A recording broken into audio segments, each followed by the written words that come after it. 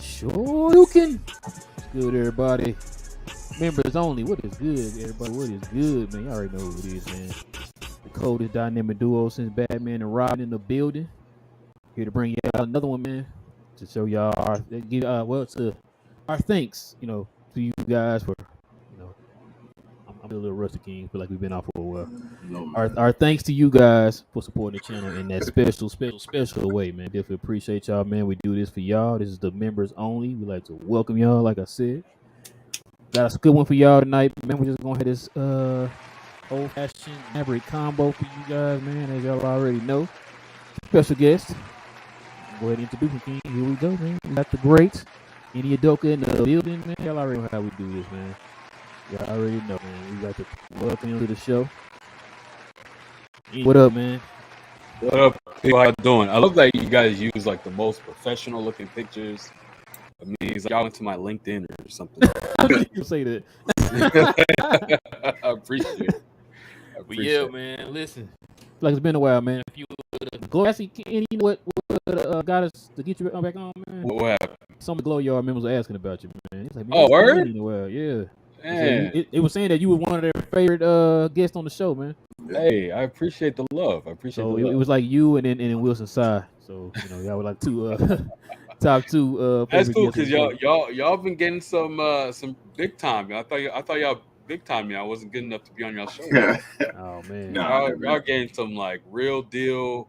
Grant Forsyth. What's the other? I think you got Landon Thomas. Yeah, I was like, I'm out. They done priced me out the game. Oh no, never that. Hey, we always remember our day ones, man. We never forget y'all, man. Yes, sir. Y'all were the guys we watched to help us get to this point, man. Absolutely. That's appreciate y'all, man. That's good. But yeah, man, y'all ready to get into it, man? Let's get into it. We ain't got nothing special, man. I'm just gonna start it off like this. You know how we do on this show, man. We do a little conversation every time we get Enyi or TGK on, man. It be long conversations. Enyi, we ain't talked to you in a while, man. Interesting season to say the least. I mean, to say the least here. It's funny, man, because me and King had these guests on, man, and we've all heard them say pretty much the same things as far as their outlook on the team and what they expected and all that stuff. Do you remember when we had the round table at the beginning of the season? Yeah. Me and King bring this up all the time, man. The fact that we all were nowhere close to being right. I know King said first in the West. I said third. I think you said fourth, right? Me? I actually said, I remember specifically what I said. I said, they have a wide range of outcomes. I can see them being as high as, I don't know. I think I capitulated to King saying 1, but I also said it wouldn't surprise me based on the growth of other teams in the West if they ended up in the play-in. Now, I had no idea that they were capable of not even making the play-in, so I was still wrong. So, bro, oh man, it was a long season, man, and it made it hard to make content, man. That was the thing.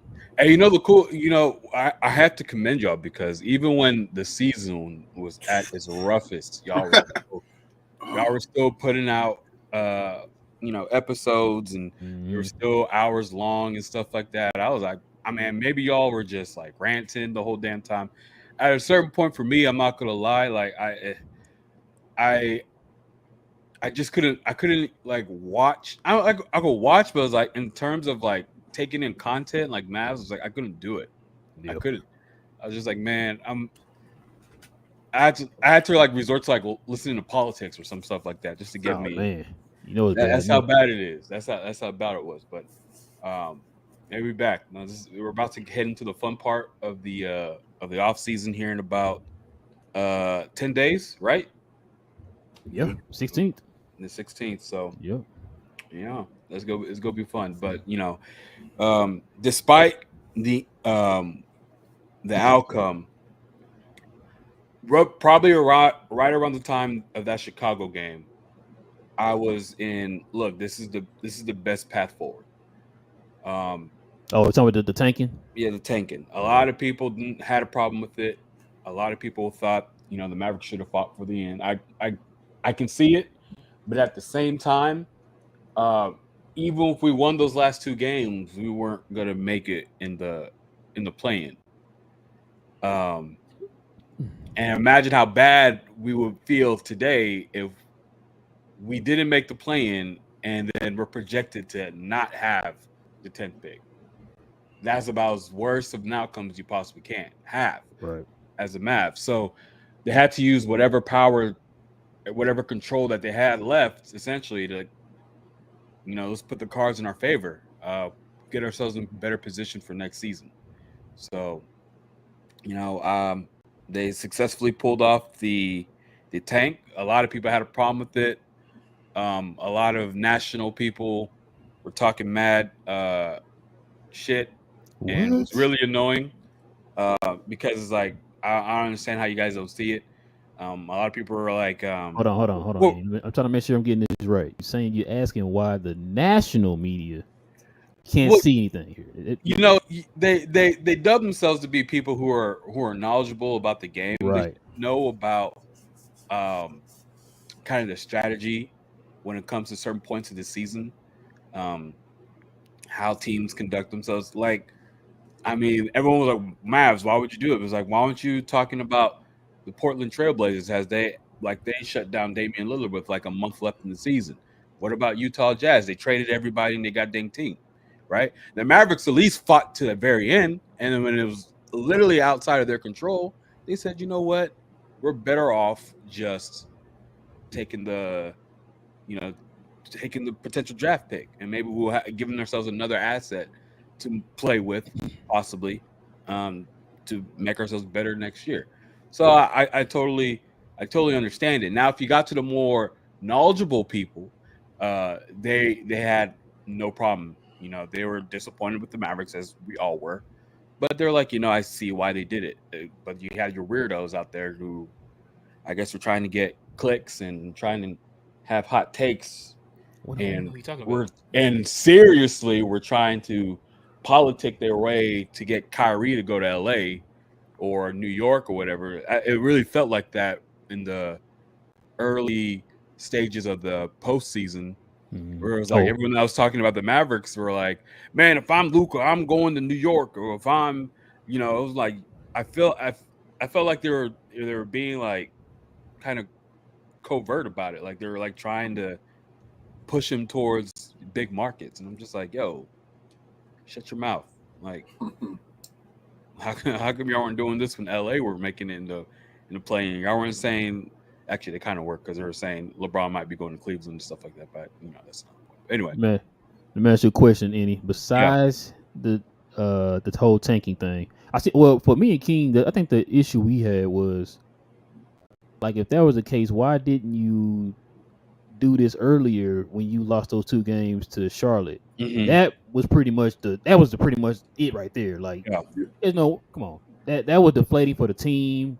I think Luka lost confidence in the team. Both Luka and Kyrie were banged up. You know what I mean? So it was just like, why didn't you just, after that, just exit and just go ahead and foam in the season or whatever? But speaking of the pick, man, do you want to keep this pick or do you want to trade this pick? Depending on where, if miracle happens and we get, I mean, a lot of people are saying anything after number 1 you trade. I don't know, man. If we have the 10th pick, I'm open to trading it. If you get like number 2 or number 3 or number 4, I hope they wheel and deal. I hope they don't do just one trade. I hope they trade back, get some second-round picks, get some additional assets, and then trade that. The problem with the Mavericks front office is they've always been so simple with how they did stuff. They never use complex moves to try to navigate the roster building. I give you an example, like Miami, when they were trying to get Jimmy Butler. It's like they got the commitment before they even had the money, right? Us is like, we need to have the cap space and all that. It's like, bro, like, just like, try to get the commitment and then worry about the money later. Like cap space be damned. Like people can make moves. You know what I mean? If you get a commitment, people will see that you're trying to offload some assets, and then they'll try to jump in and make their team better in that way too. But so when you see like um the Mavs getting the number 2 and number 3 pick, it's like, yo, trade back for like the number 5 pick, and then trade that again to get like more additional first round picks next year, or get some second round picks. Wheel and deal, get some ready made players. Like, we try to do that stuff. You know what I mean? That's what I would want. Yeah. I don't want just one move and be done. Like, we're so down bad in terms of assets. We have been for a long time. And that you got to find some way to recoup that. But if they keep the pick too, I'm also not super against it. So you gonna say something, King? No, I was listening. It was interesting. What's your thoughts on that? Because I traded. You said traded. What you just said a minute ago. Yeah, you've been saying this. Flip that sucker till you can't flip it no more. Yeah. You want to just stack up as many assets because, like you said, we're asset deprived right now. So you want to flip it as many times as you can, man. Get as many assets to attach it to as many bad contracts, or to stack it up to the point to where you can get as many. You can make your package look good and all that and stuff, and then you can get somebody else. You know what I'm saying? Yeah. So, we've been saying that, man. Now me and King got killed for this. We've also been saying if you get the number 1 pick, flip that too. Yeah. I'm trading every pick we have. I mean, look. Let me ask you a question before you say something. Let me ask you the question. I know you about to defend it. Let me ask you the question. Let's say, because let's look at it like this. Kyrie is going to stay, right? Yeah. Like they're going to try to get Kyrie. So that's your cap space. Yeah. Let's say you do get the number 1 pick. So you telling me that means that you can't do anything else. You got Kyrie and you got that number 1 pick. That means you either got to re-sign your guys back or just go with the roster you got. You know what I'm saying? So you're telling me with that notion, adding Wemby, does that make your team a top 4 team in the West? No. See what I'm saying? So that's why we say take that pick and you flip that sucker as many times as you can, man, and get as many assets you can to try to make as many moves as you can. Because listen, I want this team to be like the Lakers this year. They had a completely different team, man. Like I said before, like the Cleveland Cavaliers team last year, LeBron went to the finals. They completely flipped that whole entire roster. That's what I want to do with this, man. Because I know people saying like, "Oh, we can't do it. We ain't got no assets." The league helped the Lakers reconstruct that team. I mean, probably so, but but still, they flipped to the point like, can we do that too? We're 1 pick away. It's just like San Antonio, like anybody else that has a season in between where it's a bad season and you can possibly get a high draft pick. This is our chance right now. Yep. Even if we got a number 1 pick, I'm trading anything. Like, let me ask you this question: If we had rookie LeBron James coming in this year, and we had a chance to draft him, would you think that would take us to a top 4 pick, a top 4 seed? Probably not next year. You wouldn't think next year that LeBron would take us with Kyrie and Luka still? Probably not the year after. Okay. I'm talking like 2020, 2023, 2024 season. Probably not. But the year after, that's when we'll start really seeing. Well, if you don't think Wemby is dead already, like you said earlier, because I just wanted to make sure, because I think Wemby makes me nervous because of his height and size. Yep. Some people already think that Wemby is going to be better than LeBron. Like he's the supposedly. I heard a story. I keep saying on the show that if him and LeBron were drafted at the same time, they would pick Wemby. Like that's what I've been hearing. So if that's the case with Wemby right now, you take that asset. If you were possibly able to get the number 1 pick, you go get a star, possibly even a superstar, and get draft picks. Like, I mean, you take the house, because I know what LeBron James was when he came in the league. You can get everything. You can set your team up to be good and have the assets like an OKC or whatever. Yeah. All from that number 1 draft pick and get rid of everybody you don't want because they're so high on Wemby right now. Some team will take everything you don't like and Wemby. Hey, if you attach a pick to it, King, they'll take anything. Yep, they'll take anything. First? They'll give you. We'll pick that later on. They'll give you picks later on in the draft. They'll give you picks in the future. They'll give you a star player that may be like a angry DeAndre Ayton. You know, like we're yelling about right now. I'm just giving a name, but I'm just saying like that can all be done with the number 1 pick. So I'm for just trading it. I'm not for the Wemby thing. I have question marks on Wemby first and foremost, and I'm not a person that thinks he's going to be like this transcendent dude. I don't think he's gonna be transcendent, and I think the hype is transcendent. So if the hype is transcendent, I say you go ahead and you cash out. It's not a bad move. It's not a bad move. If you take into account what the Mavericks have to play with and what we've dealt with for a long time, you know, we got 2 pieces already, Enyi. We do, and the hardest part of roster building has been taken care of. If we keep Kyrie, we got our superstar, we got the number 2 in Kyrie, and it's a very good number 2. I don't care if people talking about Jalen Brunson. I get it, but he's gone now. But Kyrie, we recovered from the Jalen Brunson thing. Now we just need to rebuild around that, which is easier than trying to find another Kyrie. So with the Wemby, man, I mean it's tough because he's such a transcendent player, but I can also see that will have to be a discussion that I hope and pray that if the Mavs were in that position, they would really do their due diligence. Do you trust them to do their due diligence, Enyi? Yes, that's the question. You will hope these are high earning employees. They'll hope they'll, hey, let's have a discussion. Let's not just trade one team the pick. You know what I mean? Hey, let's trade back. We don't need Wemby. We already have a transcendent player like Luka. Okay, cool. So let's trade back. Let's go to number 3. Try to get whoever wants Wemby, get their first round pick. Get Laurie marketing. Get Laurie. Get Laurie marketing. Get another guy. Get their draft pick. Yeah, man, get their position. You feel what I'm saying? Get all that. I'm dead serious. Get next year and all that, and get rid of contracts. Do the this, Utah Jazz. Do this, King. Like so. What's this? 2023. My nephew just barged in my room. That he's like, it's members only. It's okay. Yeah, members only. Exactly. This is 2023. So say we end up giving back the pick to New York, 2024. You can get an additional pick in this trade.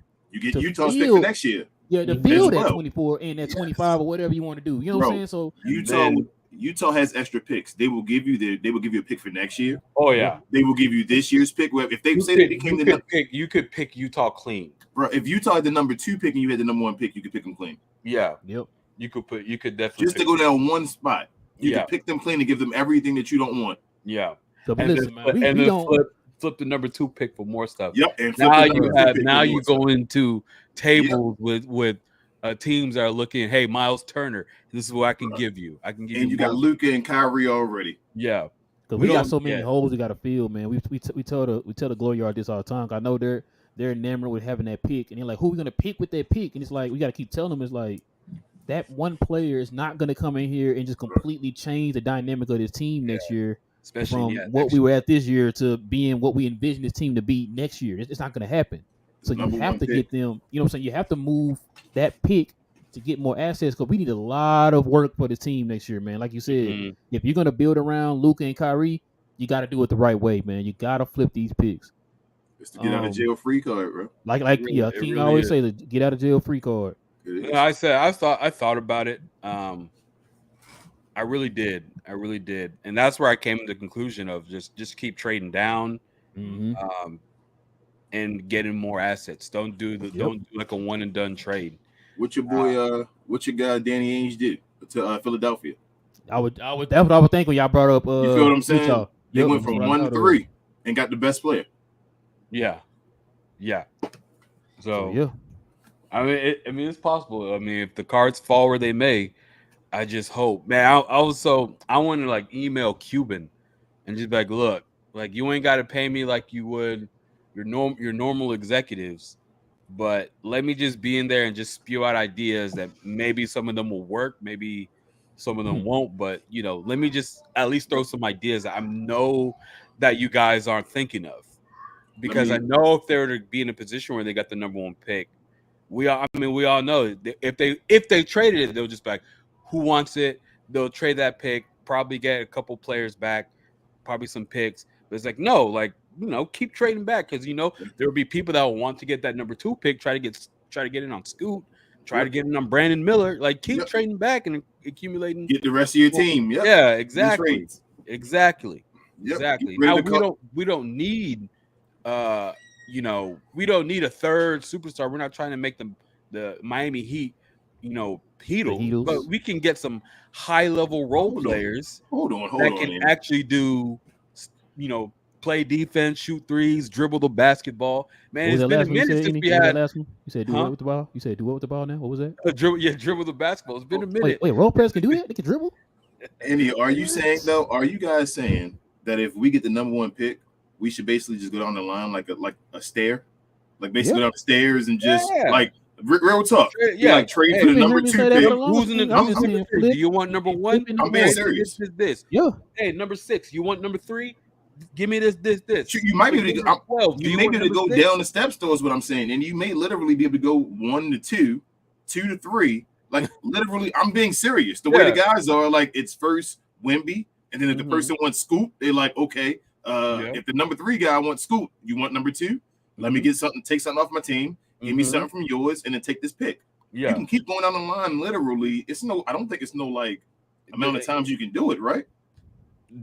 Shouldn't be. And then you fix your whole squad. And then you fix your whole squad though, right in one night. Yeah, it's get out of jail free. You fix your whole squad in one night. You keep the same cap or whatever. You just make sure the right guys getting paid the right amount. All the way down to the 20. Yeah, pick, and then keep trading down until people don't want to trade anymore. And then say, okay, and then draft the player. Now you have another young player. I was about to say, you can get a couple guys in the like in the early second round or something. You know, what I don't think no matter what, like it's not even just about the Wemby health thing, or I don't think he's gonna be as transcendent. I don't think he can be the player that people think he can be with Luka and Kyrie. Not with both of them. I don't think he can be that. He's going to be the number 3 player. Nobody that is supposed to be that transcendent can come in the league be the number 3 player. They will be a number 1 player right away. Yeah. I don't think he's going to be number 1 on the Mavericks. So it's not, you shouldn't have him on the team. Trade him away to somebody else, a Utah that wants a face, want people to come in their what's that, arena, watch the guy, need a face of the team or whatever. Let him go to Utah. Get all their picks. Take everything you can take to the CBA. Everything you can take right now. Go to the number 2 pick. If they got the number 2 pick, go to the number 3 pick. And then you trade that one, like you said, Raul. You go get a Jeremy Grant. You know, something like that. Get rid of another couple guys for a Jeremy Grant. You get the team's schedule. It's that easy with the number 1 pick. It's a get out of jail free card. You can make you can change your whole team up and make a championship without even touching that 27 pick. Without even touching it. Yeah, still having it. Yep. Get your pick back next year when you know New York gonna have a pick. Yep. I need a pick for next year already. You feel me? Yep. Get everything set. Get out of jail free. Yep. And then who knows? You can put yourself. It doesn't need to be. You don't need to have assets like Oklahoma City does, because our team is more in terms of at the top. Our team is more built than they are. But we if we can get yourself 3, 4, picks, then we have some stuff to work with, because the players that the roles that we need to fill are not asset extensive to where we need to trade multiple picks to get a decent player. Like once you get yourself a good number 3, like if you can land yourself with trades of Jeremy Grant, then it's almost like, okay, mid-level exception. Hopefully, I know Kyrie would probably entice some guys to want to play with him and Luka. So then it's just like, all right, come for the vet men, get some defensive oriented guys for the vet men. You know what I mean? Think about all the guys, Enyi. Think about all the guys you want on this team right now. Like, name guys on trash teams right now that you take on this team, like that you think will make him a championship contender, not just take. Yeah. Like a Jeremy Grant, right? You think him included will make with the same team we have would help us be a championship level team, right? Who else? Whom else do we have? We can talk to, like, if we really want to talk to the Timberwolves, we can talk to them. I'm talking about all the bad teams that may have quality players. You can literally get rid of Tim Hardaway Jr. contract, trade him for Jeremy Grant. Bam. They got Tim Hardaway Jr. contract now and the pick they won. You move down the line. You feel me? You traded to Portland. Portland's going to want somebody. Utah. Hey, guys, you know what? You give up Lauri Markkanen for Wemby, right? Absolutely. There you go. Here's Lauri Markkanen. You feel me? Like, you can just go down the line and literally pick from each bad team because each one of them is ready to rebuild. They're each ready to rebuild. Give me a player that will definitely help us now. And take my contract back. Take a Bertans now. Here you go. Here's a Bertans now in the draft pick. Yeah. Yep. I'm surprised at one player you hadn't asked any about yet. Which guy? Who? What's the one player you've been talking about this whole time that you want to get? Oh, you talking about, I was going to get to DeAndre Ayton. Oh, go ahead. But you can get, if they don't win this series, say they get swept, say they lose in 5, they take a draft pick. They lose in general. I think that's what I'm saying. In general, I'm saying, but they're going to want a draft pick. They have nobody else. They have no way to move anything. They let go of DeAndre Ayton real quick for a draft pick. Yeah. And we'll pick up like a Bertans and a aspiring Reggie Bullock or something like that. Mm-hmm. Yeah. It's all set up. The number 1 pick will get you out of jail free. If Nico plays it right, he can have a championship level team next year. It can literally erase. It can literally erase all the missteps from the past years. And he can have a championship level team next year, going into next year. Next year and the year after. Yeah. And and then have some assets for the future. Yeah. Yep, so, Enyi, let me ask you a question, man. Yeah. What are you feeling in your heart, man? Do you think Dallas gonna get a top 4 pick? I'm a very optimistic dude. Okay. I try to picture myself celebrating them being pleasantly surprised moving into the top 4. Man, I can see that. I mean, it hasn't happened yet, but say one, y'all. Stop thinking about that. I'm sorry. Just really put your juju in the first pick. Like, really, we're going to get the first pick. That's where the whole Kingstradamus thing came from, and all. It's just confidence. Yeah.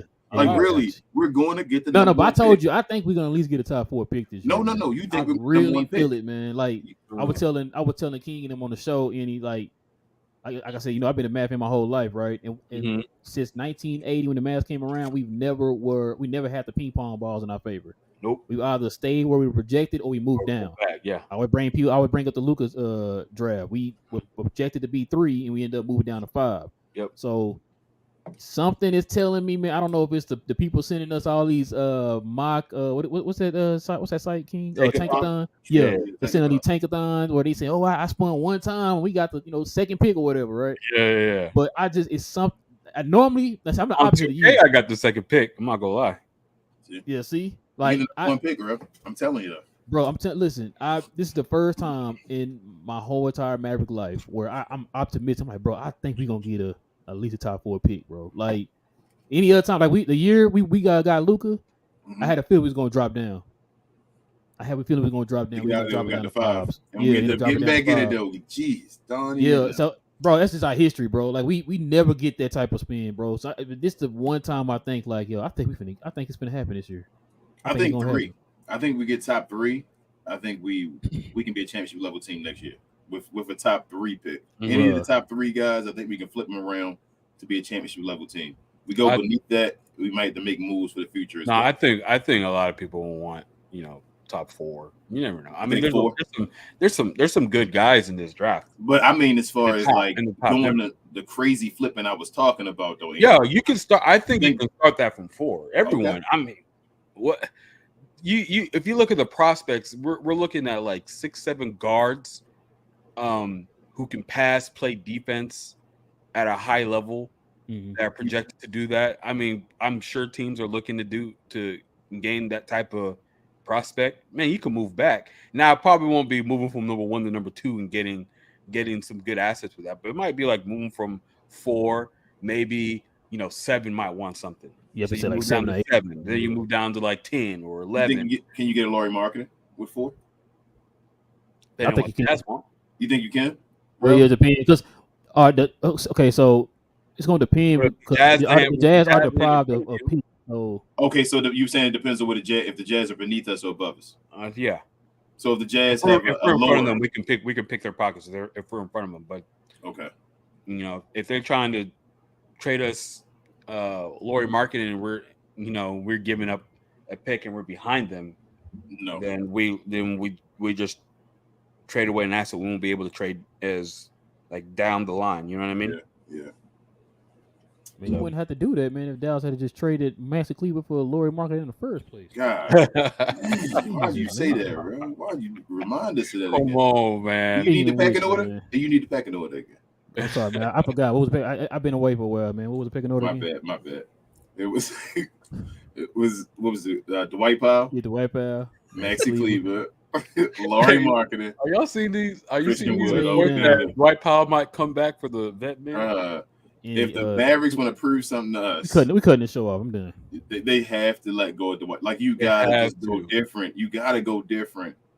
You can't do that. We got too many wasted spots already. We got Theo Pinson and stuff. One of the main things I'm having a problem with the Mavericks organization is they value the locker. It seems like they value the locker room more than they value the court.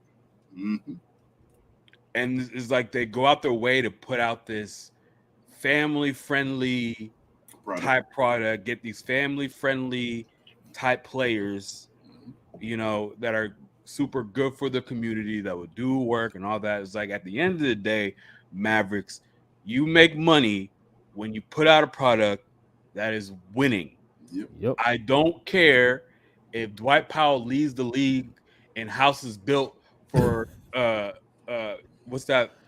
What's it called? Habitat for Humanity, whatever. Habitat for Humanity. Habitat for Humanity. I don't care if Dwight Powell leads the league and houses built for the Habitat for Humanity. I don't care if he's, you know, kissing babies at you know, at Dallas, rallies or whatever. You know, all these hospitals or whatever. Like I want wins. I'm sorry. At the end of the day, I want wins. Other players were willing to do that. So when we're looking at the players down the line who could be available, and like clockwork, every year, oh, we don't want them. He won't be good. This is the Mavericks fan I'm talking about. Oh my God. I don't want them. He won't be good for the locker room. He won't be good for the culture. He won't be good. But he has a skill set that we need, though. Like you said Draymond? Draymond, Dylan Brooks. They were saying this about Jimmy Butler, if y'all remember correctly. Yeah. You remember after but they made some good decisions too, though. AKA Kyle Lowry. Yeah. I mean, good decisions, or they just AKA what's his name? Right. Well, you right, could have been that too, but AKA Kemba Walker. The first time. Stumbled into a good decisions, or he just went to another team. But that's true. Like, remember, like I think it was the year after Jimmy Butler went to Philly. Mm-hmm. People were talking about, hey, the Mavericks should probably look at getting Jimmy Butler. What were Mavs fans saying? Oh, we don't want. He's a cancer. He's gonna infect Luka. We don't want him alongside Luka. Now look at what he's doing. He's damn near. He's like the closest thing to MJ in this freaking. What you're saying sounds familiar, Enyi. Don't that sound familiar though? Sound like another player we talked about. It sounds like a lot of players we talked like Kyrie. The same thing they said with Kyrie. You don't want to be a cancer. Yeah, like, exactly. Man. And every time a player talks about Kyrie, they say nothing but good things. It's almost like they go out of their way. Not according to not according to your local media. They're eating up what Mark Cuban is telling them. That's why I want to meet Mark Cuban so badly and tell him to his face that he's been he's underachieved. For some reason, he just thinks he's successful. I don't know why he thinks he's blessed because he had Dirk on this team. That one championship, he came in. Yeah, he literally came in and he had Dirk. That he underachieved. He thinks that one championship is like a legacy holder and all. It's like, bro, that's like embarrassing. 5 championships for him. Yeah, it's like, bro, it's embarrassing. I've watched like Boston almost win championships multiple times. I've watched so many teams just keep doing it, and you got that one time that you just keep sitting on. Yeah, we've seen teams win championships, completely crumble, build back up, win championships again. And he's still sitting on that one championship. So you got fans though. Hey, you had a guy last year was one of your best playoff performers ever, and a bunch of fans said he's not that good. Let him go. Yeah. So, I mean, I don't know what the Mavericks. I don't know how spoiled the Mavericks think we are, or like I don't know where we get it from as far as the fans. Like, I feel like the fans mirror the attitude of the front office. Every time European players available. Yep. Bro, I'm tired of it. Other prospects be damned, they want the European. I want athleticism. Yeah. I want length. I want athleticism.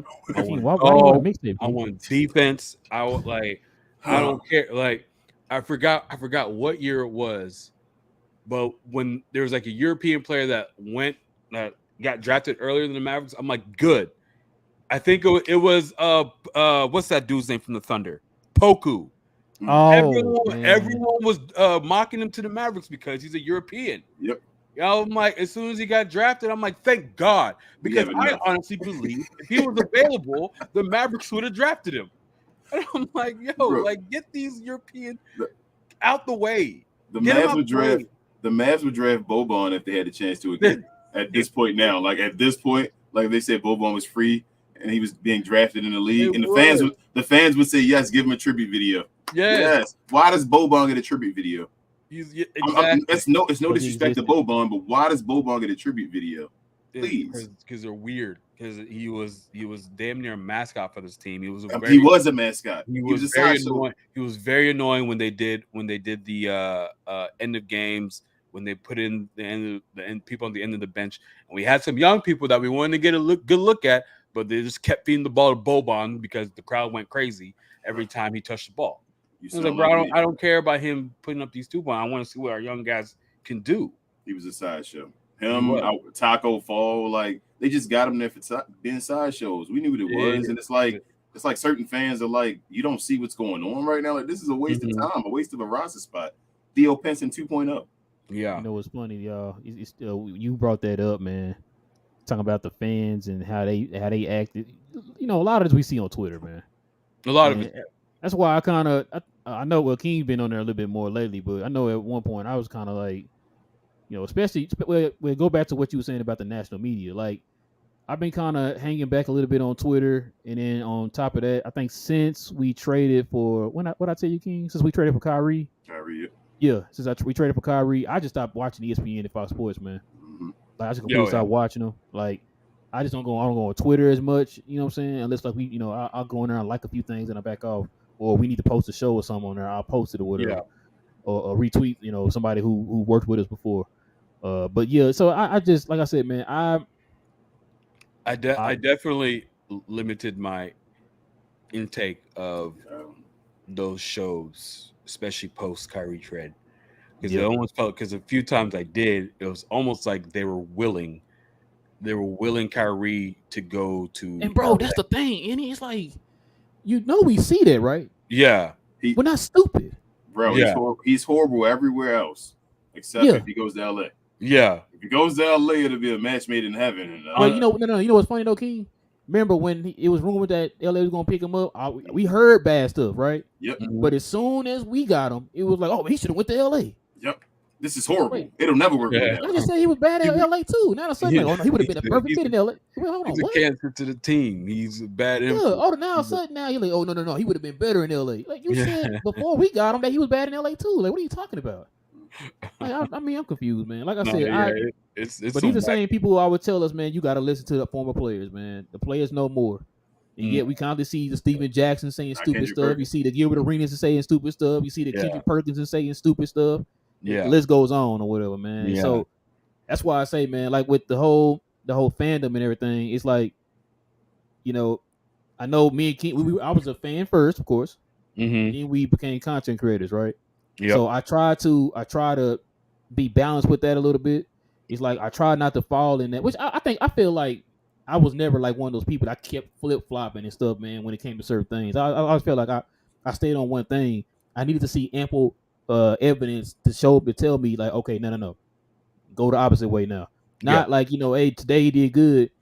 Oh yeah, sign him to a contract extension, and tomorrow he's trash. Oh, but we gotta trade him, which is what we get nowadays, right? Mm-hmm. And so that's why I say, like, you know, with how this team is structured, like you were saying, perfect example, Dwight Powell, right? We hear people kill Christian Wood. We've been hearing Bills killing Christian Wood all season long. Don't get me started. But we never, ever, I've said this a million times, I've never heard not one person come on our show in the comment section and demand anything of Dwight Powell. Mm-hmm. This man been on the team for almost 9 years. And you understand that? Almost 9 years. Can you tell me one thing, any that he's improving his game? No, if anything, he got worse. Oh, interesting. Okay, got you. All right, bro. I'm Did sorry, you but have you heard it? Christian Wood though. Did you hear any of the commentators critique Dwight Powell's game? We're gonna take it deeper. Like Harp, any of those guys? They were, not especially Harp. Definitely. Oh no, he's a heart and soul of the team. But they'd make Harp and our blowhards, yeah. They'd make little comments towards Christian Wood though, as far as his defense maybe not being there, him at the middle, being a little better and all that kind of stuff like that to get more minutes. That's all I'm saying though, man. Like it's foolish. It's like I don't even know who to listen to anymore because I don't know who's just doing. You kind of know who to listen to. I mean, just the people who are not on the payroll. Yeah, that's the outsiders. But we're starting to, and it's crazy, man, because you're starting to weave that type of stuff out, Enyi. Mm-hmm. And I know me and King talked about this before, even off camera. It's like now that we've been in this space, like before then, I would use myself as an example. Like I used to listen to the Skins, the Benz and Skins, and all those guys, the Randy Galloways and all that and stuff. You know what I'm saying? Used to listen to these guys every day. The Fan used to listen to them every day. I never questioned their expertise when it came to the Mavericks. But it's like now that we're in this space now, it starts to open your eyes to a lot of that now, right? And so like King just said, now, they say something crazy like, okay, I'm not listening to him no more. King will send me something up. Look at this guy that said up, I'm not listening to him no more. Yeah. You know what I'm saying? To the point like I'll listen to that's one reason why we miss you and DDP, man. Like y'all were the originals. Y'all were the originals, man. These type of content creators, you know what I'm saying, for the Dallas Mavericks. Y'all were the original. I appreciate that. So that's why I said like I used to listen to y'all. It was y'all in like Chat Sports. Stop listening to them. Yeah. They trash. I'll tell you. I listen to Chat. I listen all to things. Chat Sports. I listen to Chat Sports when I haven't been on Twitter for like 3 days, and I'm like, because that's all they do is. Whatever rumor pops up on Twitter, that's what they talk about. Wild rumor. It's like Twitter. Popping on, it's 10-minute video. What's people on Twitter saying? Can the Mavericks get LeBron Dallas trying to hire Mike Tyson as an assistant coach? I'll go ahead and make a show out of that. Is Dallas thinking about getting Mike Tyson as an assistant coach? It's like, Can Dallas get the Steph Curry to trade deadline or something like that? Type Y for yes, and for no, and all that. Would you rather have Steph Curry on the team or Michael Jordan in his prime? What? Like, huh? What are we talking about here? You're right. If you getting that type of stuff on Twitter, it's like, bro, just stay off Twitter, Chat Sports. Bro. I mean, it's tough to make content every day, but come on, man. I mean, you gotta. And you know what, Enyi? The way that they produce content, that's what it seemed like, right? Like they just run out of ideas. Like, man, whatever. Would you rather have Luka or a bottle of water? You gotta keep content going, bro. You know how it is. You seen the numbers. You got to keep content going. You see what they're doing. I respect it. Right? I respect it. You see, I respect it. You're just working the algorithms. Exactly. Yeah, but it's crazy. To your point, when it's funny how.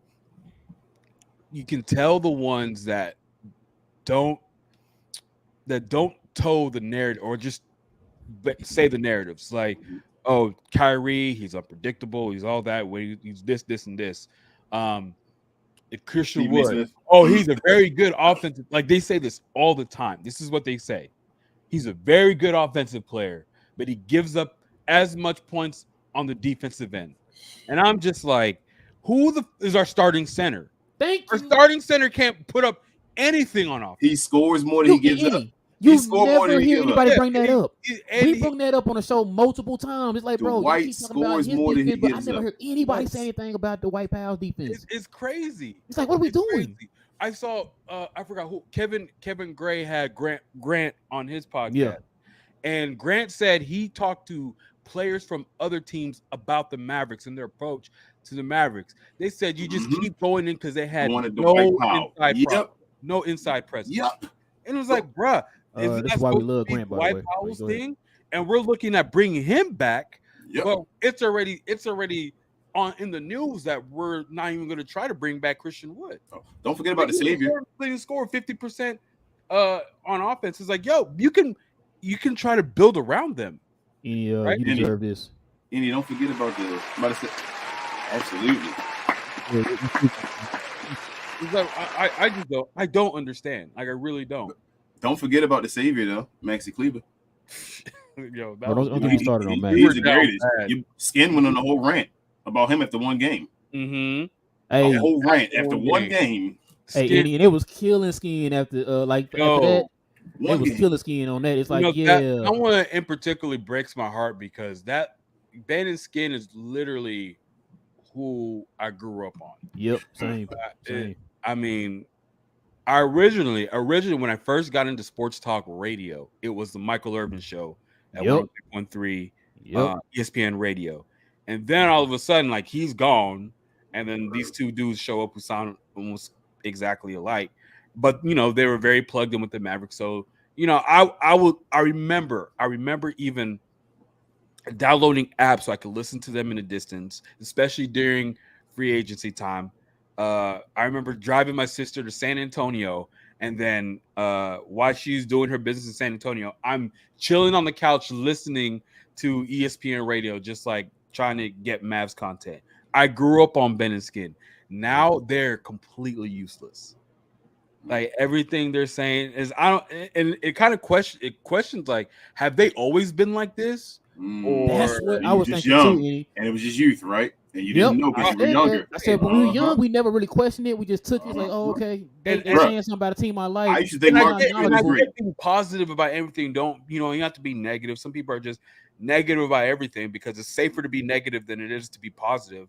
Like, you're not any smarter of a analytical person if you say, oh, the Mavericks are not going to get the number one pick, so I don't know why you're getting your hopes up. It's like, well, duh. I mean, the odds are literally not in their favor, but it's a lot more fun to think about that. But to be positive about everything, like when the information is hitting you right in the face, we're so down bad that we're looking like Maxi Kleber is going to be the savior and is going to write this shit. Maxi Kleber, undrafted dude who came in the league when he was like 28, he's 30. Like, listen, we're looking at him like lockdown Jesus in it. Yeah, every team in the league, other than the Mavericks, know that Christian Wood is better than Maxi Kleber and Dwight Powell combined. Yes, every other team knows this. Every player knows this. I was saying that fine, Christian Wood is not that good on defense. Whatever. Here's the thing. Christian Wood could luck into more defensive plays than Dwight Powell could trying to play defense. Trying hard, yes. Absolutely. And he's our best. And who's our best rim protector? He was. Who's our best rim protector? Who? It's not Maxi. It was not Maxi. Question. Have you ever in a large stretch it wasn't of games, have you ever in a large stretch of games seen either Dwight Powell or Maxi Kleber average 2 blocks a game? Over 10 games. Have you ever seen that type of stuff? Bro, Kristaps Porzingis didn't even give us that. You even averaged a block a game? Nope. Nowhere near. Now listen, also too, combined, these guys still don't average as many rebounds as Christian Wood did.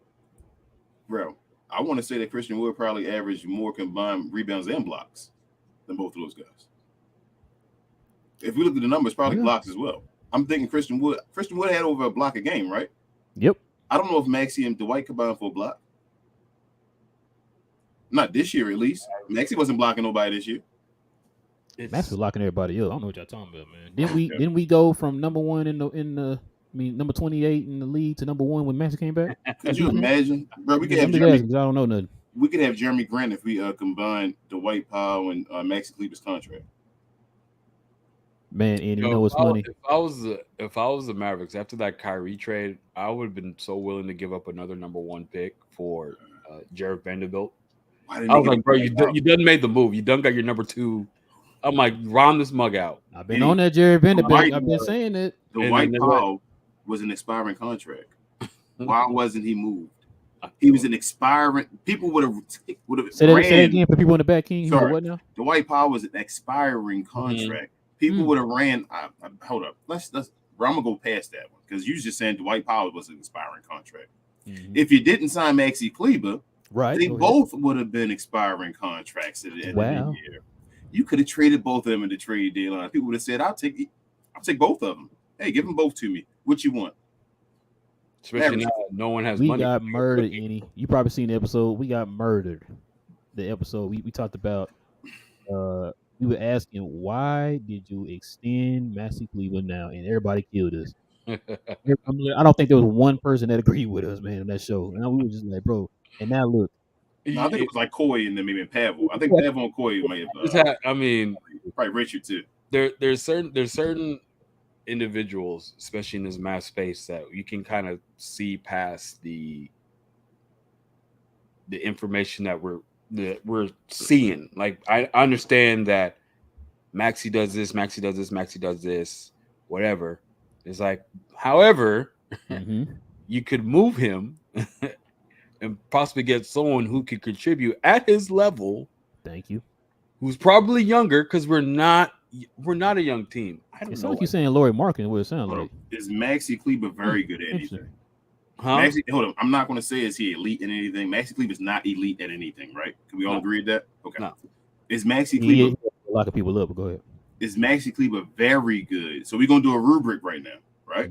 Is he very good at anything? When he has we're not going to say when he's healthy. We're not going to caveat. He's been playing. He's been even less. He's been this Maxey Kleber now. He's at his very best. He's been this Maxey Kleber for like a year and a half now, maybe 2 years. Nope. He has stretches. Matter of fact, keep talking. I'm gonna bring it up. He's a very good shooter. Stretches. He's not consistent. In the last 2 years? Not consistent. That's what I'm saying. So he's not very good then. You can't count on it. Is he a better shooter than Tim Hardaway? Precise about is he a better shooter than Tim Hardaway Jr.? No. Okay, then he's not very good at shooting. He's not. He's not very good at shooting. I don't think is Maxey Kleber a better shooter. Is he a better shooter than Reggie Bullock? No. He's not a very good shooter. He's a good shooter. He's an okay shooter. He's okay for. He's one of those guys that's okay for his size. Like remember those back in the day? Yeah. He's good for his size. Like him being a 6'10" guy, he's good for that. He's not a good shooter. I didn't expect that. That game winner was a surprise. Remember, he was like ridiculous. Like, whoa, I made that. Yeah, good times. I mean, he's not. I don't think he's very good at anything. Why would we extend him for 3 years at what 31? Because we the Mavericks, baby. Hey, I'm tired of saying that, Eddie. I'm tired of saying that. Good for the locker room. We're gonna sign Dwight Powell back then, bro. If we sign Dwight Powell, I'm flipping tables. I ain't give a damn. That was no reason for them to sign. I don't care if it's for vet minimum. Honestly, there was no reason. Initially when I heard the report, I was initially like, okay, Dwight Powell for vet minimum, yes. But then I really thought about it. He's like, no, you know what? I'm tired of looking at this dude. Yep. We gotta move on. What happens if I start center gets injured? I can find a very especially centers. I can find me a center 7 foot. Has some traits of rim protection and rebounding for very cheap. I don't need Dwight Powell on this roster. No. There's not a damn thing he's good at. What happens if our center gets injured, Annie? If our center gets injured, Dwight Powell becomes a center again. I don't want him on the team like Ralph said. I don't want them no chance being tempted to no chance. play this guy. No. Nope. I want him gone. Look at this right here, man. This is what I was talking. This is what I was trying to tell folks when we were saying that don't don't give Maxey Kleber that contract extension. Mm-hmm. We were telling folks this. Let me see if I can put that over here. Look at his last 2 years of his percentages and all, man. Maxey Kleber has been trash. So he went from 9.1 to 7.1 to 7 to 5.9. His numbers been dropping, man, every year. Rebounds are pretty much still the same. This year he only got the 3 rebounds. Look at this 3-point shooter. He a 3-point shooter. What's his 3-point shot? 32 and 34. 32 and 34. What's his overall percentage? 33 and 35. 35? Yeah. And you say what he's shooting overall? He shot 45 this year, right? Oh, Max, he shot 45%. Uh-oh. On what? And the 2 twos he shot, he made 1. And let's add in that he can't dribble. Nope.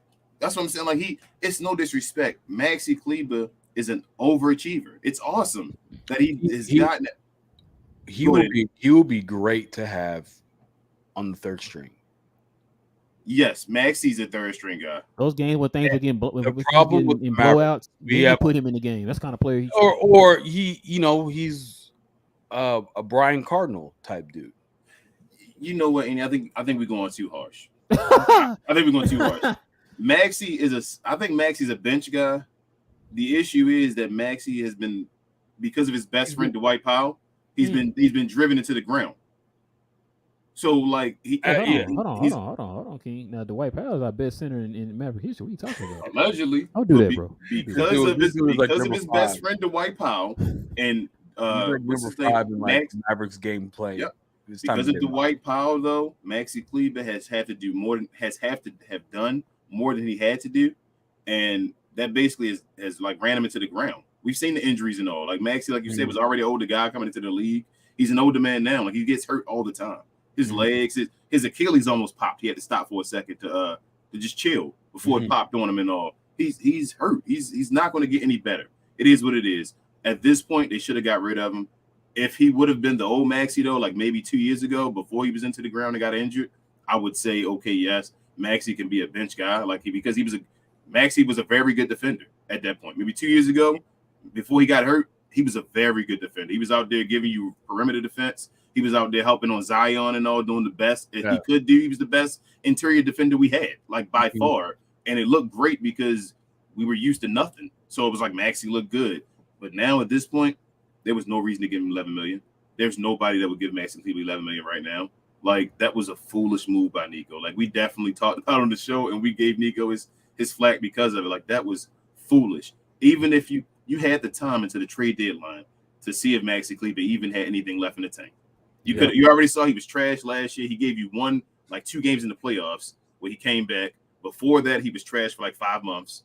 Then he gave you 2 games in the playoffs. Then he was trash for the rest of the playoffs. And then he came to this year's trash. Got killed by Kevon Looney. Yep. He just gave Kevon Looney all his money. Kevon Looney's now known getting 20 rebounds in games because of Dwight Powell and Maxey Kleber. Now you go to this year, you could have let him play into the middle of the year, seen if he was worth anything. You could have paid him $11 million. I don't think anybody would have paid him $11 million. Tell you the truth. I don't care what kind of season Maxey Kleber had. I don't think anybody was paying him over $11 million. You could have waited the year out. If he was worth it at that point, you could have gave it to him. If not, tell him bye-bye. Trade him away and make him he's expendable at that point.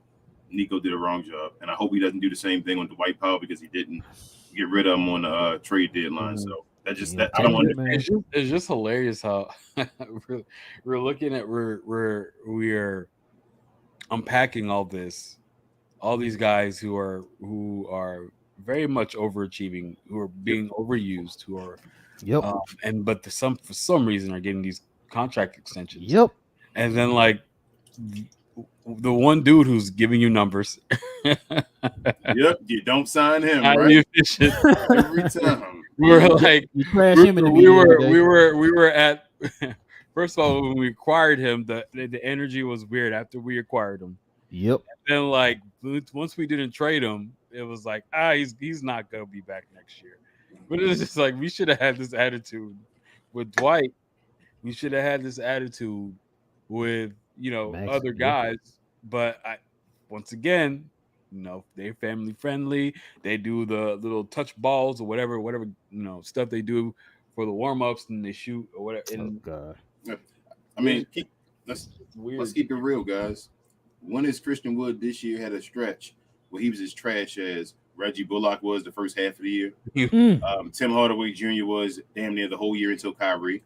Who else? Dwight Powell the whole year. Maxey Kleber the whole year. The list go down.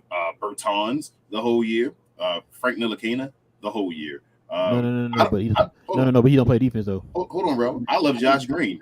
I don't think Christian Wood had as long of a stretch of being trash this year than Josh Green had.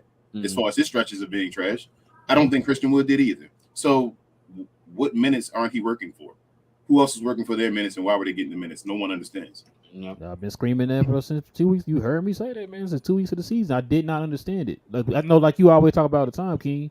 It's like, is the White Powers and them hustle and energy or whatever the hell they bring? Does that outweigh only trait? But I'm gonna ask you this, Enyi. I asked other guests this. Name a player that's in the Hall of Fame right now in there just because he hustles. Just because of it. That's it. Just because he hustles. Not talking about hustling for a rebound or hustling for a steal. Just because he hustles. He's in the right spot and he hustles. Name me a player in the Hall of Fame right now. There's not. I mean, the closest would be sure? Dennis Rodman. The closest is Dennis Rodman, but then Rob was a rebound machine. Otherworldly and defense. One of the greatest pound for pound rebounders and one of the greatest rebounders. Yeah. I mean, defenders. Dwight Powell hustles, but still for some reason only averages. If he can bring up what he averages rebounds per game this year. His volleyball stats. How many spikes? Bro, somebody tweeted that to us. You see that? Bro. They have Vegas. They got Vegas odds on. They're gonna start making Vegas odds on him spiking the ball. Probably. We have a starting center where they have Vegas odds now. How many times he gets hit in the face? Like that's embarrassing. That's not even funny. It's actually no. I take that back. That's his best trait. That is his best trait was getting hit in the face, and then they laugh about it on the broadcast. Like Harp and them laugh about it like it's a joke with him, but talk about Christian Wood and to get better on defense. But this guy gets hit in the face and we laugh about it. Yeah, I gotta find that tweet, man. I think so. Let's see. Yeah, no, it's wild, man. We're definitely in wild times, and we definitely need a change. And you know, they say Mark Cuban owns the team, so it's not like we can get him out of there. But someone just needs to get in his ear and just be like, look, Mark, how you were constructing this team, and how you're running this team, the stuff that you value doesn't get the job done. It really doesn't. They say Dwight is Cube's long lost son. You said Dwight is Cuban's long lost son. That's what they say it is. The Glow Yard says. I mean, how many times do we see this on Twitter? It's like, what does Dwight Powell have on Cuban? How the hell? I mean, look, because I diagrammed this. I was like, the man's not good at shooting. He's not good on offense. He's not good at rebounding. He's not good at protecting. He's not fast. Nope. I mean, doesn't really jump high. He's not even a greatest jumper anymore. Nope. Yeah, it doesn't. I mean, if he is, it doesn't amount. Hey, and everything you're saying, I've said this doesn't before. Take charges that. Nope, no charges. I'm like, why is he the starting center? Is Dwight Powell's story that he knows his mom and doesn't really know his dad? I'm just putting things together, y'all. I'm just telling you. Is that his story? I think that is his story. I thought he I found it. You found it? The tweet? Yeah, he shout out to Aaron, man. He's a what's that RWBY fan? Mm-hmm. He said, I can see it now. He said, reporter, Powell shot 1 for 9 and had 3 volleyball taps. Why does he do that? I hate that. Bro, they got Tyson Chandler. I remember that game. It was the Atlanta game, bro, where he did the he tapped one to Trae Young on a fast break. They led him on a fast break, and then he tapped another one to Collins for a wide open 3, man. I told you, bro. I was telling you before. He was like, what? He's like, oh, this man does that all. I told you all the time. They brought Tyson Chandler in there to help these centers out. He can't do that. Stop. Stop telling him to grab the rebound. Tyson was tapping it, and it was guiding to somebody. It would go like there's a kid or somebody, or Dirk for a jumper or something. Dwight Powell taps it to stop the dude next to him from getting the rebound. And he will be the only guy there. I'm sure he will be the only guy there where he can just grab the rebound, and he hits the ball out of bounds. He'd be tapping it. Yeah, he's goofy, man. It's the truth. It is what it is. He is a guy on the court that you would say is goofy. He doesn't look like he belongs on the court. He's a guy to be picked last. He's one of those type of guys. It's not to be knocking on him or just laughing. He doesn't have the even on the IQ on the court. National team. He doesn't play. I think when he does, he gets destroyed by every other guy. Like, it's not a knock. It's just somebody has to be the best player, and somebody has to be not the best player. Like, he can kick my butt in basketball probably, but y'all want to hear his numbers? Not NBA, not really, but go ahead. It was his numbers. It's our starting center. Brace yourself. So he got you a whopping 6 points a game. Okay. He got you 0.6 steals, 0.3 blocks, 0.9 assists, and 4 rebounds. So I'm gonna tell you again, Ram. That's embarrassing, dude. Is Christian Wood? I think he's better at them at everything. I think you can combine them as a player, Maxi Kleber and Dwight Powell, and I think Christian Wood might outdo them on offense. That's for damn sure. I think on everything. Like I think everything Christian Wood might have him. That he can luck into more stuff on defense. Like I think it's a lot. The type of the stuff that I'm seeing or the stuff that I'm hearing about, and it's like, oh, whoever the defensive Sweeney, they're like McMahon was saying this is like his hardest days at work was when Christian Wood was starting, and his easiest days is when Christian Wood was injured and he didn't play. Yeah, and I'm like, so he's still. I don't get your boy McMahon. I don't get y'all guy McMahon at all. No, but he's supposed to be the guy. I don't get him. He's supposed to be the guy, but I mean, he's still. Look, you don't see the white power. He don't see the white Maxi. He threw jabs at Christian Wood all year round. He said he never saw. He started. I told you beginning of the year. I even showed Rel. Everyone, dude. That's what I'm saying. When I've I've always said the energy around Christian Wood was weird. I don't understand. No one understands it. So check this out. This was like my take was like, okay, we finally got like a dude. Look, this was my bad take when we first got Christian Wood was we finally have a real number 2 alongside Luka. Mm-hmm. Where I was wrong was at that time we still had Brunson on the team, right? Now Brunson is doing his thing in New York, and I'm very proud of him. That's like my surrogate team for the time being is the New York Knicks. Same. I think everybody. But JB haters. Before Kyrie, who was the second best dude on the team? Because I will still take offensively. I will still take Christian Wood over Spencer. Christian Wood was the second best player on the team. Christian Wood was better than Spencer Dinwiddie. No. Spencer was having an amazing season though too. I'm not going. He was having amazing shooting. He wasn't. Yeah, but he was. It wasn't that spectacular. I wouldn't argue either way. If I say Spencer, I wouldn't argue that. If I said Christian Wood, I wouldn't argue it. Yeah, neither one of them were at JB's level. Neither one of them were able to fill JB's shoes. Yeah. Neither one of them got to that point where it was like they were JB, where you felt like there were games when it was like Christian, especially earlier on, was like game 1. We gotta bring up game 1. That's the weird thing, bro. When he came in 25 game 1, 25 game 2, and we're like, oh, he's only playing 20 minutes. Pulled him out in the fourth quarter when they bring and he's I never understand it, Andy, because they always say that he lets guys score on him more than he scores.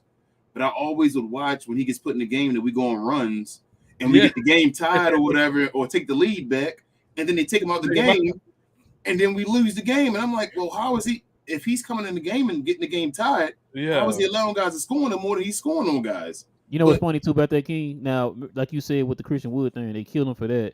As if we did not just see Powell get yanked out of the playoffs here and the last playoff run we just had. Mm-hmm. His minutes got cut dramatically, right? Like we don't remember that. So now all of a sudden, this year, all of a sudden now, he's the answer. Dwight Powell has never been useful in the playoffs. Never. Nope. Never been useful in the playoffs. I think Christian Wood would have been.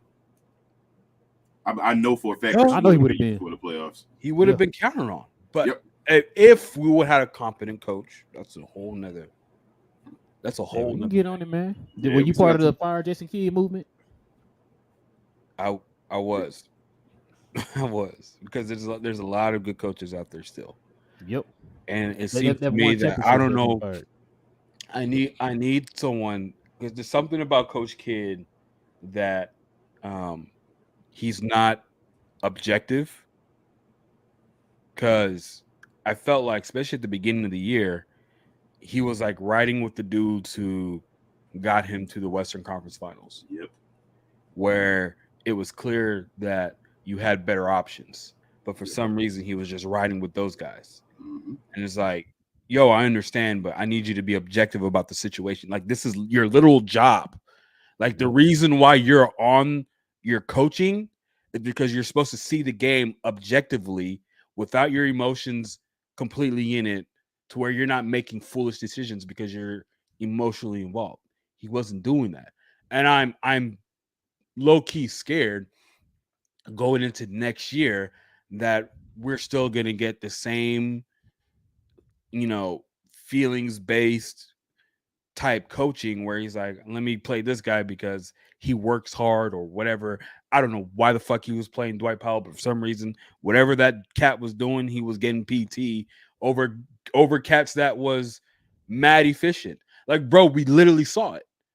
And it's like you can throw all the yourself, kid, yanked him out of the playoffs. You can throw all the numbers. They've been trying. They threw all these numbers. Look at the lineup when where what's his name is in the game. It's a minus whatever. But it's like, bro, we're watching the game. Thank you. We literally see this guy put up 11 points straight, get us on a run. We yank him. All of a sudden, our offense goes to shit. I'm like, bro, you can toss me all the numbers you want. The problem is with the advanced numbers, this is what you're doing. You're analyzing the game at such a minuscule level that the numbers that you're pulling out is probably like 1 or 2 or 3% of the game. You know what's funny? That's what it is. Is that the culmination? All the advanced numbers are all little minute culminations of the game, and then you're bringing it into one. But when you're only giving me one advanced stat, you're not telling me the whole story. You're giving me 2% of what's going on. When I'm looking at the game, and I say, "Oh, Christian Wood, he gets the ball. He can actually do something. He can actually dribble. And he goes in, get dunk, shoots threes, makes it. He might be in a bad spot on defense, but he just somehow locks into a block." You know, it's funny. And then we see Dwight Powell just has his hands straight. I'm sorry, I'm sweating. It's okay. Dwight Powell just has his fucking hands up in the air, not even trying to fucking block. And cats are they're not even hesitating, my dude. Nope. As much shit as Rudy Gobert was getting, when cats are driving in, they're still looking out for Rudy Gobert. You said Cody Zeller? As much shit as he gets. You said Cody Zeller? Barbecue chicken? Oh my God. Said I saw Dwight Powell, like you said. He looked at us and said, "Oh, you got a Dwight Powell down there? Oh, money, Cody Zeller. Oh, bro, that's easy." And it's funny you said that because all we heard was these, like you said, those numbers, the analytical numbers. Oh, he's a lob threat. I just told you how many points he averaged a game. So that means if you average 6 points a game, that's probably about 3 lobs a game, bro. He catches 3 out of the 4 lobs. He catches 3 out of the 4 lobs, and he's so. Is that enough for you to just completely change the outcome of a game? Most efficient player ever. Starting center. Like, what are we doing? And they're talking about bringing this cat in for another contract. Yep. For another contract. It's like, no, like we will be better suited to give that spot to a young dude who's hungry and he's trying to make his way into the league and who has longer arms, who's probably taller, probably just I don't know about that. We got too many bigs right now, so I don't know about that. I would rather you bring back McKinley Wright to play center than Dwight Powell. If you look at McKinley Wright's numbers, he probably averages more rebounds. I would rather, I'm being dead serious, you bring back McKinley Wright to play center than Dwight Powell. At least I know I'm going to get the effort and some actual input. Kyrie average more rebounds than Dwight? Absolutely. All of them. Who doesn't average more rebounds than Dwight? Why does your starting backcourt average more rebounds than your starting front court? Why does it go the opposite way, right? Why is it like the most rebounds at the bottom and then the least at the top? That's what you're saying. Like Reggie Bullock is an awesome rebounder. It's like Luka, Kyrie, Reggie, Maxey, then Dwight. I'm telling y'all, man, they better not bring this man back. That's all I gotta say. I don't care what kind of leadership qualities. It's like you can find these up and down the league. You can find good dudes that are good that can contribute to the game at a higher level than Dwight Powell at a way cheaper cost or at the same cost. He just might be cool. He might not be cool with the people in the front office, but I mean, it is what it is. I want to actually ask you guys, what's your thought on this Dillon Brooks saga? Oh God. So me and King just did a show on Tuesday, man, and it feels like everybody in the comment section was like, "Bring Dillon Brooks in." Did you see Dillon Brooks' numbers this year? Any? What's his numbers? The man shot under 40%. I'm not talking about on threes. I'm not nothing like that.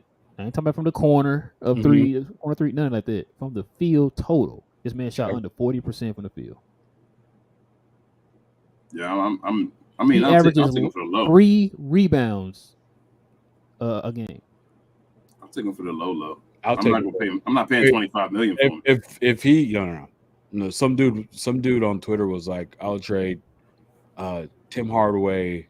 No. And y'all know how I feel about Tim Hardaway. I'm not trading Tim Hardaway for Dillon. Yeah, I want Dillon Brooks. Tim Hardaway. He's trash. Tim Hardaway and JaVale or something. Yeah, I think it was Tim Hardaway and JaVale for Dillon. I was like, you realize you have to match that. Like that means you're paying Dillon Brooks over $20 million. It's like, no. Yeah. If he completely strikes out at free agency, where people are, no one's giving him a chance, I'll be more than happy to bring him in. Bring him in for how much?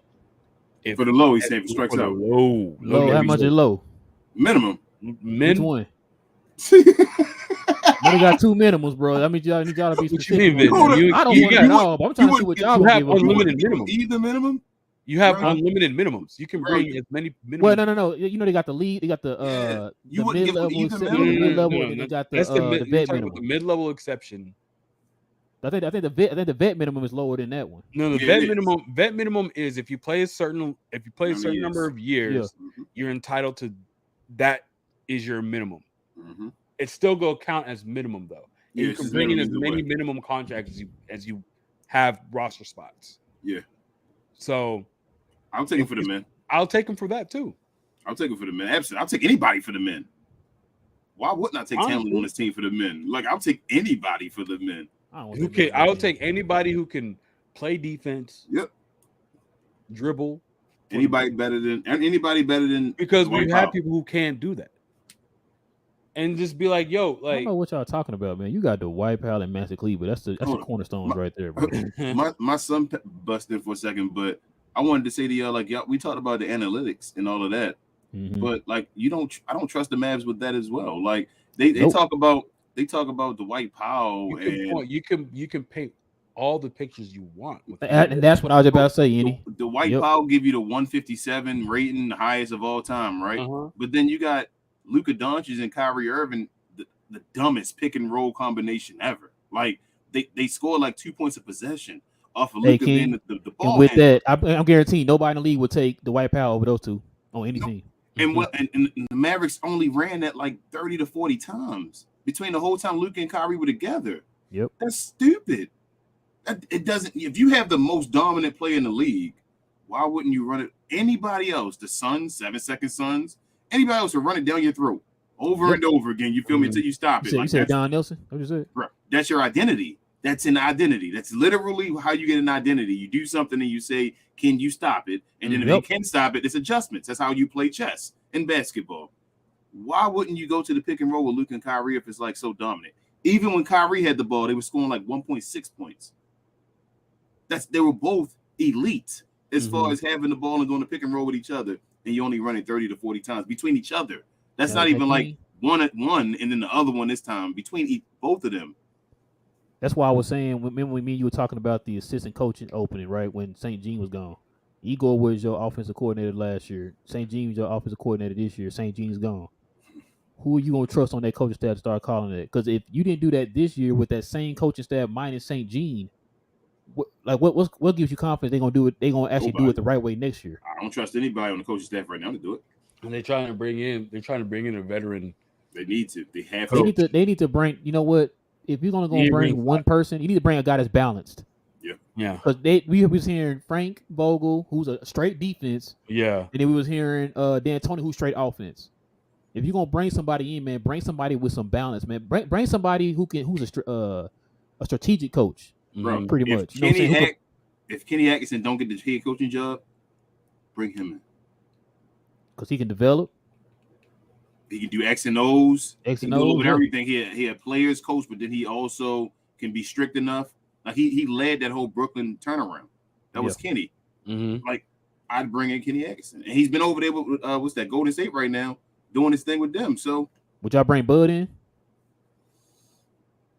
I mean, yes, I would. As a yes, I would grab him right now. They should grab him as the coordinator, as the assistant, not the head coach. Yes, just like he was in San Antonio and all. I think Nick Nurse going to Milwaukee. That would. Ooh, that's damn. Yeah. Yeah, he should take that. He should take that. I think he's going to Milwaukee, bro. I think he should. That's an awesome pick. Milwaukee, a contender again. Just like that. As long as the pieces get right and they get healthy, because that's gonna be ugly. That's gonna be nasty. Yeah, I like that. That's real nice for Milwaukee, actually. But I take Bud as an assistant. Yes. Hey, man, you want to get some of these questions in here, King? Yeah, we can. Comments. I would tell you, real. Even though we had nothing to talk about, we still doing over an hour. Yeah, you did say always, it, man. man. You called it. These Mavs make you do that. Man. Easy if it's work. us and you or us and TGK, man, we be way over time, man. That's why I be trying to tell King, like, yo, we got to probably. I know he be wanting to do, like, I know with the members only, they want to bring some of the folks on. It's like, no, we might just have to just us, man, because we be on this thing for a minute talking about this. Oh man! Oh my God! You know what? I might have to buy a swingman one next year and give it away on the show, man. Somebody can get that. Ain't nobody gonna win the contest. Trying to lose subscribers, huh? Ain't nobody. They gonna leave. You're right, bro. They gonna be like, Nah, you so like that, man. He play too much. I'm done. What up, Rich? He said my only issue with tanking, we waited too long. We half-assed did it, Yeah. That's what I was saying, Rich. I mean, if you gonna do it, you should have did it after the both started losses. And I get that, Richard. But here's the thing: for all the people who gave the Mavericks crap, if you were to have a team tank, wouldn't you want them to? If you're the commissioner of the league, wouldn't you rather have a team fight all the way to the bitter end till they literally have no choice but to tank? But you aren't really tanking then, any. Like, you're not tanking, but you're just when you're and it's not when you're not in control. Then just play it out and lose. If you think at that point you made a mockery out of it, that was the issue. They made a mockery out of it. It was Slovenian night and all that. Like they had a Slovenian night and they took Luke out after the first quarter in the second quarter. That's a mockery. Like I would. That's the only reason why he played. If it wasn't Slovenia night, he would not have played. You're right, and he probably shouldn't have. With them doing that, with him, you should have had him up in the stands taking pictures during the game as we're losing. He should have just played that game. So the issue is that they shouldn't have played against Sacramento. They should have lost against Sacramento. Then you could have played that game against Slovenia. To kind of piggyback on what Enyi was just saying, when he's talking about the close it, y'all out just ended or whatever. Mm-hmm. Let's just imagine if Dallas did play Chicago with a full squad, we would have won the game, and then we would have been 11th place. Nah, I would have played for the play-in, Andy. I'm just saying because I watched. But I watched the number 2 seed. I watched the number 3 seed. But here's the thing. Over here. But here's the thing. If you would have won out, we still wouldn't be in the play-in. Because we were not in control. We talk about it's different though. It's different pressures when stuff is on your shoulders different ways. Nah, I'm saying it is. You winning. That's a hypothetical though. If you beat Chicago, you beat San Antonio. Guess what happens? Now we're not even looking to even. But you put a pressure on OKC that they never had. The issue is that's when you play with that's coaching. That's ballers. This is knowing. The team that you're playing against or you're going up against.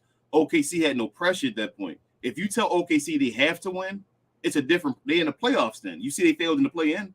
They literally failed and they didn't want to win as well. They played teams who already weren't playing everybody. And they're OKC. They're a losing team in the 10th spot for a reason too. It's not like they can't lose to a team that don't have their players. They're OKC. But they will play their best guys, and their team is not bad. They have Shy. Bro, their team's not bad. I take Luke and Kyrie over that whole team. You say the team better than ours? I'll take Luke and Kyrie over that team. Better is just what the other teams are rolling out is like Memphis Grizzlies, but we're not playing any of our guys. Literally not playing any of our guys. That's what we were banking on. And then a team with Shea, with Memphis can still beat them, man. Like it's not we're talking like it's a knockdown. I mean. OKC still won 32 games, 35 games, 36 games. So it's not like they could have still lost. They've never been under that pressure before. They're not a team where I'm looking at them and like, oh my goodness, you know what? You're not playing your team against New York. They're going to win. New York's going to win today. Like it's OKC still. Okay. We should be able to beat OKC other guys. We were in the 10th seed going up against whom? Yeah, you're right, King. We should, but we didn't. I know we didn't. We would have been the 10th seed going up against whom? We'd have been the 10th seed playing the Timberwolves, right? The Timberwolves, yes. That's a tough matchup. We didn't beat them. Ain't no guarantee they beat us though. Not the Timberwolves. I went to a game we got beat. You're right, but not the Timberwolves. I'm just saying, like at that day and at that time, you're now playoff Luka. You feel me? In playoff Kyrie in a 1-game situation, you should. This is when you throw it all out. I get it. Oh my, no way. I'm not. If the Lakers beat the Grizzlies. And the Warriors beat the Kings. Grizzlies was mad. Now they're mad hurt, but they're worse. When the Mavericks were in it, I was hoping we would get the 7th seed getting up against Grizzlies. But the Grizzlies I wanted the Mavericks to go up against the Grizzlies. Hold on. Are the Grizzlies hurt worse than the OKC Thunder? Yes. No, they weren't. No, who's hurt on the Thunder? Hold on. No, what I'm saying is that if OKC would have made the playoffs and played the Grizzlies hurt, you think OKC would have won? No, I don't think they would. No. OKC's not that good. That's what I'm saying. It's not like you put pressure on them. It's not like they're a team where you're like, they're not even the Lakers. They're not even like LeBron and them where you like, okay, they have experience doing this. Okay, put them in a 1-game situation. I'm looking out for next year, though. Hope. Yeah, I am as well. They're the future. But right now they have no experience. They don't have any playoff experience other than like Shea has it that 1 year and all, but they're not like their team doesn't know what to do and all. They're just you put them under pressure. The Mavericks were putting them under pressure when they won that Sacramento game.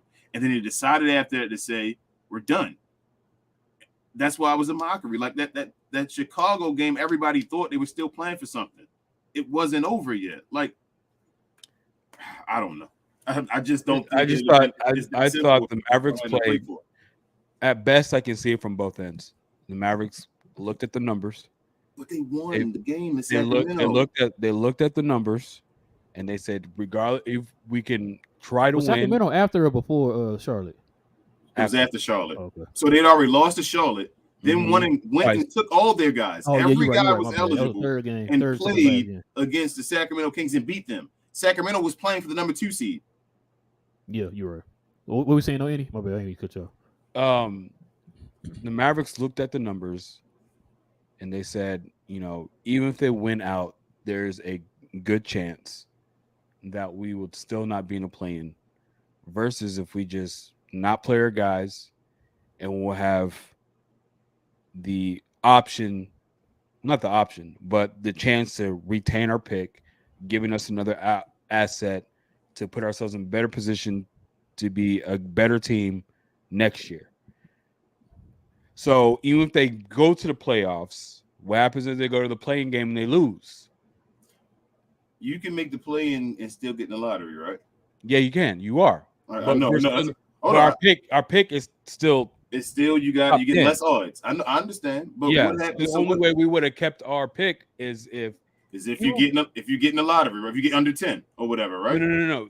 If we were to beat Chicago, we lost Chicago. That was the only way we was going to because Chicago was number 11. 11. Yeah, I thought it's 14. You said it's in the lottery. No. Yeah, but he's saying for us to get the chance to keep our pick. Yeah, we would have the reason why we both had the same record.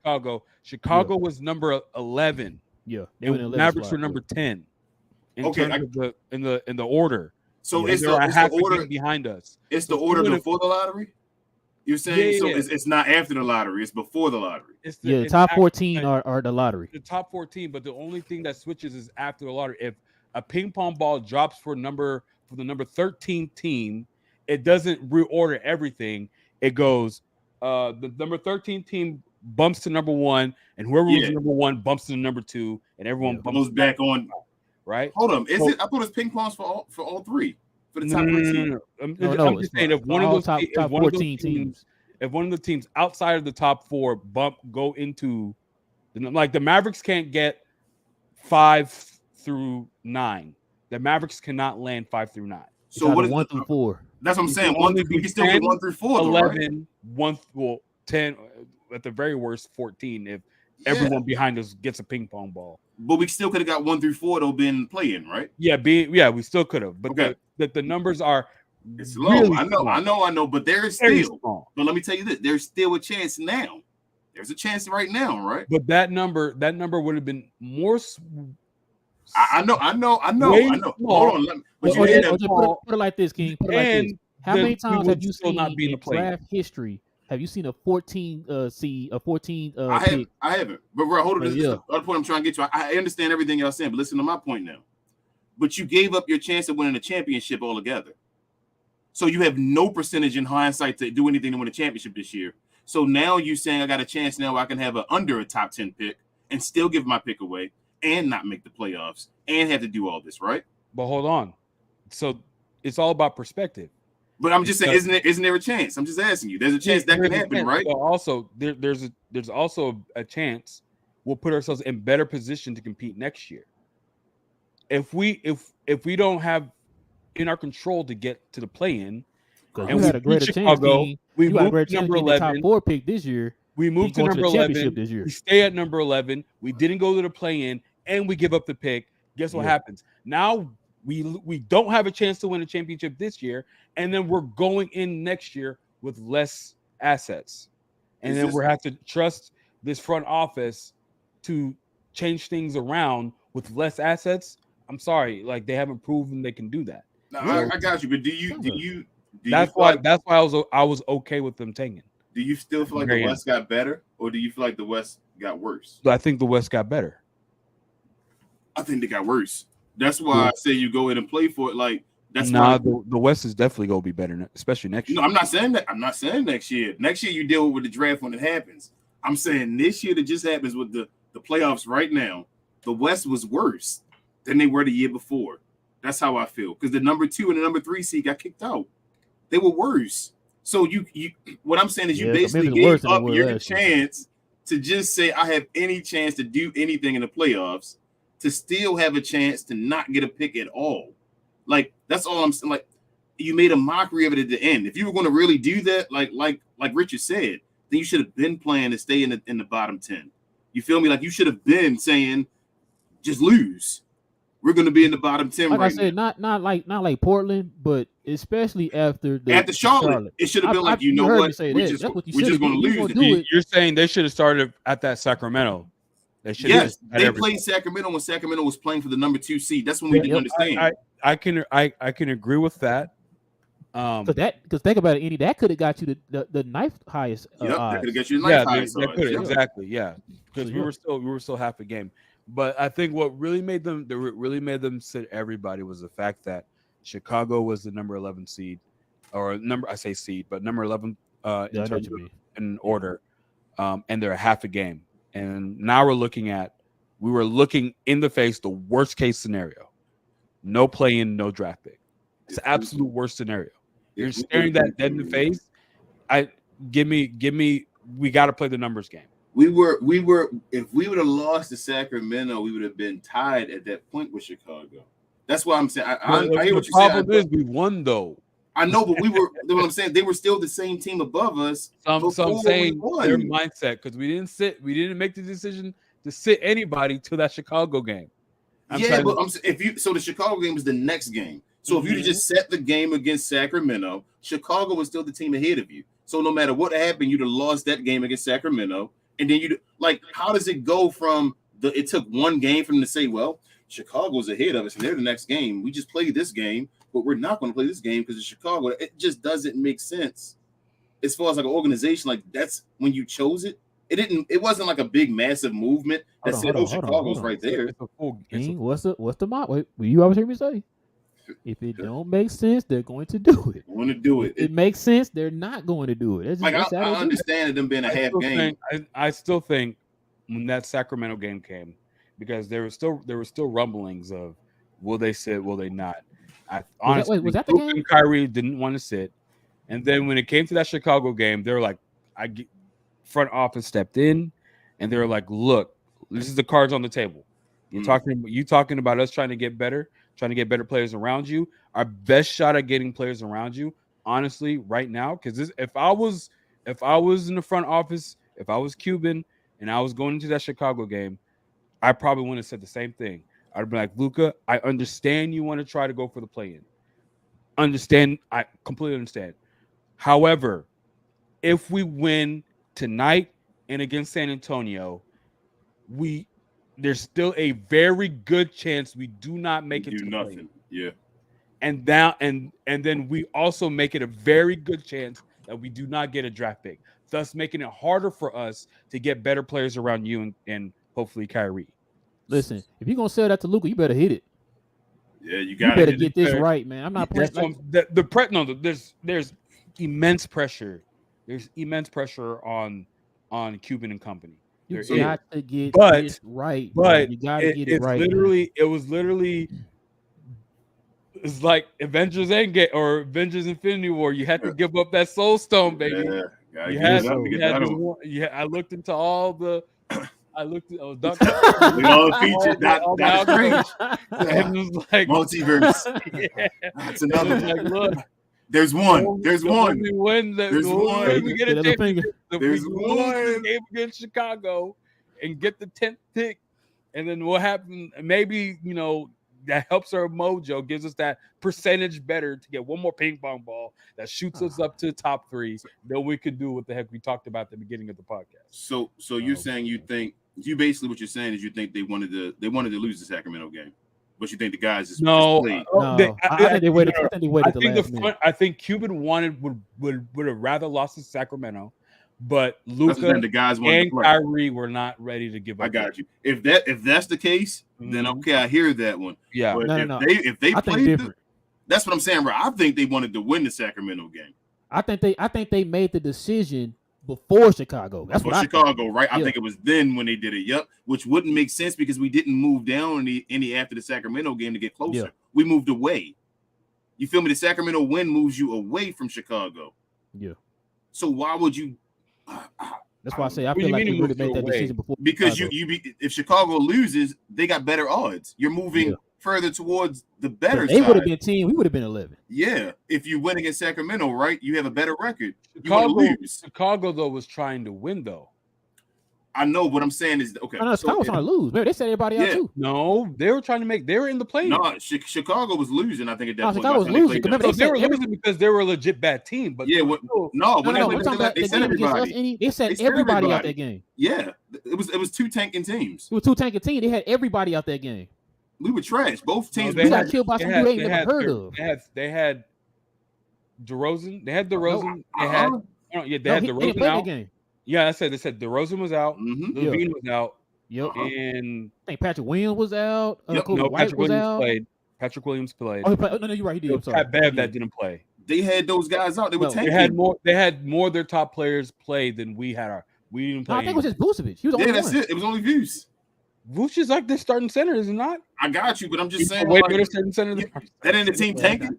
They were tanking, but we like really went into it. Like literally, if you're our top. Wait, hold on. I think they gave their lineup before we gave ours. Like they were ready to tank too. That could have been the case. So I don't. That's what I'm saying. Like beforehand, they were already ready. No, I'm saying. What I'm saying. My hypothesis is the players overruled the front office. They wanted to lose that game. The front office wanted to lose against Sacramento. And then when they won it, they were like, remember because there was rumblings before. Yeah, to sit Luka in them. You're right. Because people, So I'm thinking Luka was like, no. But then okay, we won the game. Cool. Yeah. We're going up against Chicago. They're half a game behind us. Don't play with that. Yeah, we're not. Look, they have to bring in Luka. Like, look, I understand. Look, okay, here's our compromise, Luka. You can play the first quarter, and that's it. Like that's like going in anyway. I think Luka was the leading scorer that game. Matter of fact, Kobe White was the lead scorer in that Chicago game. Cody White was the lead scorer. Cody White, yeah. And who was the lead scorer on Dallas? Was it Luka? Luka with 13, even though he didn't play the whole game. He played the first quarter and some change. Yeah, because it was a close game after the first quarter. Yep. What up, Richard? He says we need 3 players. We have 2 firsts and no seconds. We need more. Jazz will give the farm for Wemby, Laurie, Katzler, Samanic plus picks. I mean, I take all that, man. All that, Richard. Honestly, if we could get, imagine, now let's use our imagination. We get the number 1 pick. Jazz didn't move up, so they will be number 10. Mm-hmm. So they're going from 10-1. Everything. I guarantee, at the very least, I can get Lowry and I can get Kessler. I think they're gonna try to hold on to Kessler. And I think he's gonna be the one they try to hold on to. Wemby. Yeah, they want Wemby. They want Wemby. Kessler's the starting center too. I'm starting the negotiation. Lowry and Kessler, and then picks are going to be given. They should start with Kessler. I know they, just like you were talking about. I'm not mad at that, King. I would start you start the conversation with Kessler. I'm starting with Lowry and Kessler. Yes, but I'm saying you don't let them play with Kessler at all. I think you go into with Kessler and then you bring Lowry as well, saying that Kessler the guy. Don't let them say, well, how about this and this instead of Kessler? No, we want Kessler and then you go Lowry as well. We're not doing this trade unless Kessler's involved. I want the number 10 pick too. You're not getting both. Yep, I want the number 10 pick, Lowry and Kessler, and you take Tim Hardaway. You take Bertans. I'm serious. That's it. That's it. And we get an expiring contract from them. Excuse me. Yeah, give us. Hey, would y'all take Colin? Is it expiring? No, Colin still got a few more years, right? Yeah. No, not with Tim. No, unless we get. I wouldn't do it. No, it's no need. No, we already have because I'm play with it. I'm thinking Hardy will be something like that. The next year, Hardy's going to be 6 million. Y'all right. There's no reason why bring it up to Tim. I will look at their roster now. I could probably find a young flyer dude that might have some tricks that I would like. I'd rather AJ Lawson play than Colin Sexton. Yeah, you know how I feel about AJ Lawson. I'll try also get another wing. Yep, from them. Yeah, I don't want to get stuck. You don't want to get stuck again, Rep. The same problem again. I don't want that. We got to get rid of Tim Hardaway Jr. in there. Yep. Andre said, "Let's go O's." By the way, Camden Yards is the best. It is best ballpark in the world. Andre, we're having the show right now. You seen best ballpark in the world, ain't he? Best ballpark in the world. The ballpark in Arlington, bro. Best ballpark, even though it looks like a barbecue pit from the outside. But to be honest with you, I've been outside of it like 80 million times for different like food festivals and stuff. I haven't been inside yet. It's not bad. They pushed out a left field wall back, and that was like always the one thing that we loved here because it was like a hitter's park. And now they made it like even we thought it was gonna be a bad thing. The park's even better now. Like Camden Yards, man. They need to bring the All-Star game back here. 93 was a good year. Ken Griffey hit the warehouse, but that's a different conversation. Okay. Richard said you could go down to 6, then you would have to take the bigger jumps. But yes, that's the plan. I hope. Yeah, as far as moving down the stairs, I hope so. I'm hoping. You especially with dudes like Danny. Yeah. Because you know that, I mean, they're looking for guys like a Wemby. You know what they want. You know exactly who they want. Yeah. So hold them ransom for who they want. Hey, I wouldn't be surprised if, like, say if we don't get the number 1 pick, whoever get it, I wouldn't be surprised if the Jazz try to trade up and get him. It depends on who they are. Right? Well, it depends. You gotta. I don't know. I think we're the only team that may trade the number 1 pick. No, you're right. Yeah, you're right. Because all the rest of them down bad, I think they'll take him as far as being their guy. In his position, so you're right. We got a guy that's a generational guy already. So we're the only guy. I think everybody else would give up anybody on their team for Wemby. Richard says as well, some fans are saying trade the number 27 pick for Doe last trade. These people wild, man. These people. Brooklyn basically want to give away Doe, and we talking about trading him. Get him a first round. Our last pick that we got for him. Yeah, dude, actually, Boban. Actually, so if you get the number 1 pick, who's the first team you're calling? I mean, I'll take him in a trade back. Yes. So if that's what you're saying, Andy, as far as getting Claxton and all that, but not the 27 for him. Nah, straight up 27 for the Dodo. No, I'm not doing it. No. I'm not trading any picks for Dodo. No. Yeah. I'll take him back. He catch this buyout. Yeah. You bought out? You didn't? I'm so happy we gave him the contract. Like, I'm happy. I was more happy for him than anybody else that ever got a contract. I think for the Mavericks. If he wasn't having a bit of a year though for us. If he gets bought out and Brooklyn gonna give him his money, he can come over here for that minimum. I think he would too. If he gets bought out, I think he will come back to the Mavericks. Me too. He seems like that type of guy. Yeah, or probably go to Charlotte or something like that where he'd be closer to home. I might try to call Brooklyn. I mean, I would. Claxton. I'll take Claxton. Claxton. I'll try to get Claxton. I'll try to get what's that dude that was on the Suns? Mikal Bridges. No, Cam Johnson. If you get the number, I don't think they'll want to give up. If you get the number 1 pick, would you try to get Mikal Bridges? I would try to get Mikal Bridges. Would you try to get Cam Thompson too? Yeah. Would you get all of them? I would try. I would go for all of them. Man. I would beg Mark, keep him like Mark. Let me be able to let's start from there, then we'll work our way and see what y'all talking about. Yeah. Guess what? I will start with Mikal. And Cam. You go all 3, Enyi. You got to go all 3, and then you walk away from the conversation. Yeah. If they say no, then you say, okay, I'm gonna see if somebody else. What pick are they? They're outside. No, they're outside. Yeah, they're outside. They're outside. They're like right in the 14. No, they can still get a pick. They're real swap picks. Mm-hmm. Cam Johnson, Mikal Bridges, and Claxton. We'll start the negotiation there. Best believe I'm leaving with at least Cam Johnson. I'm leaving with at least Cam Johnson, Claxton, and their pick. Yeah, and other picks that they got from Kevin Durant. If they say no, I'm leaving, bro. We have all. I'm leaving because I'm gonna go to another team. I'm calling Utah. Let's go. What they gonna do? Toronto. Hell yeah! Everybody gonna jump for this pick. When everybody jumps for this pick, you make everybody's price go up. Yesterday's price isn't today's price. Yeah, bro. Cuban. If we get the number 1 pick, it's a get out of jail free card. I'm telling you. Yep. Cuban. I tell you that over and over again. Hire me. I'll work for dirt cheap.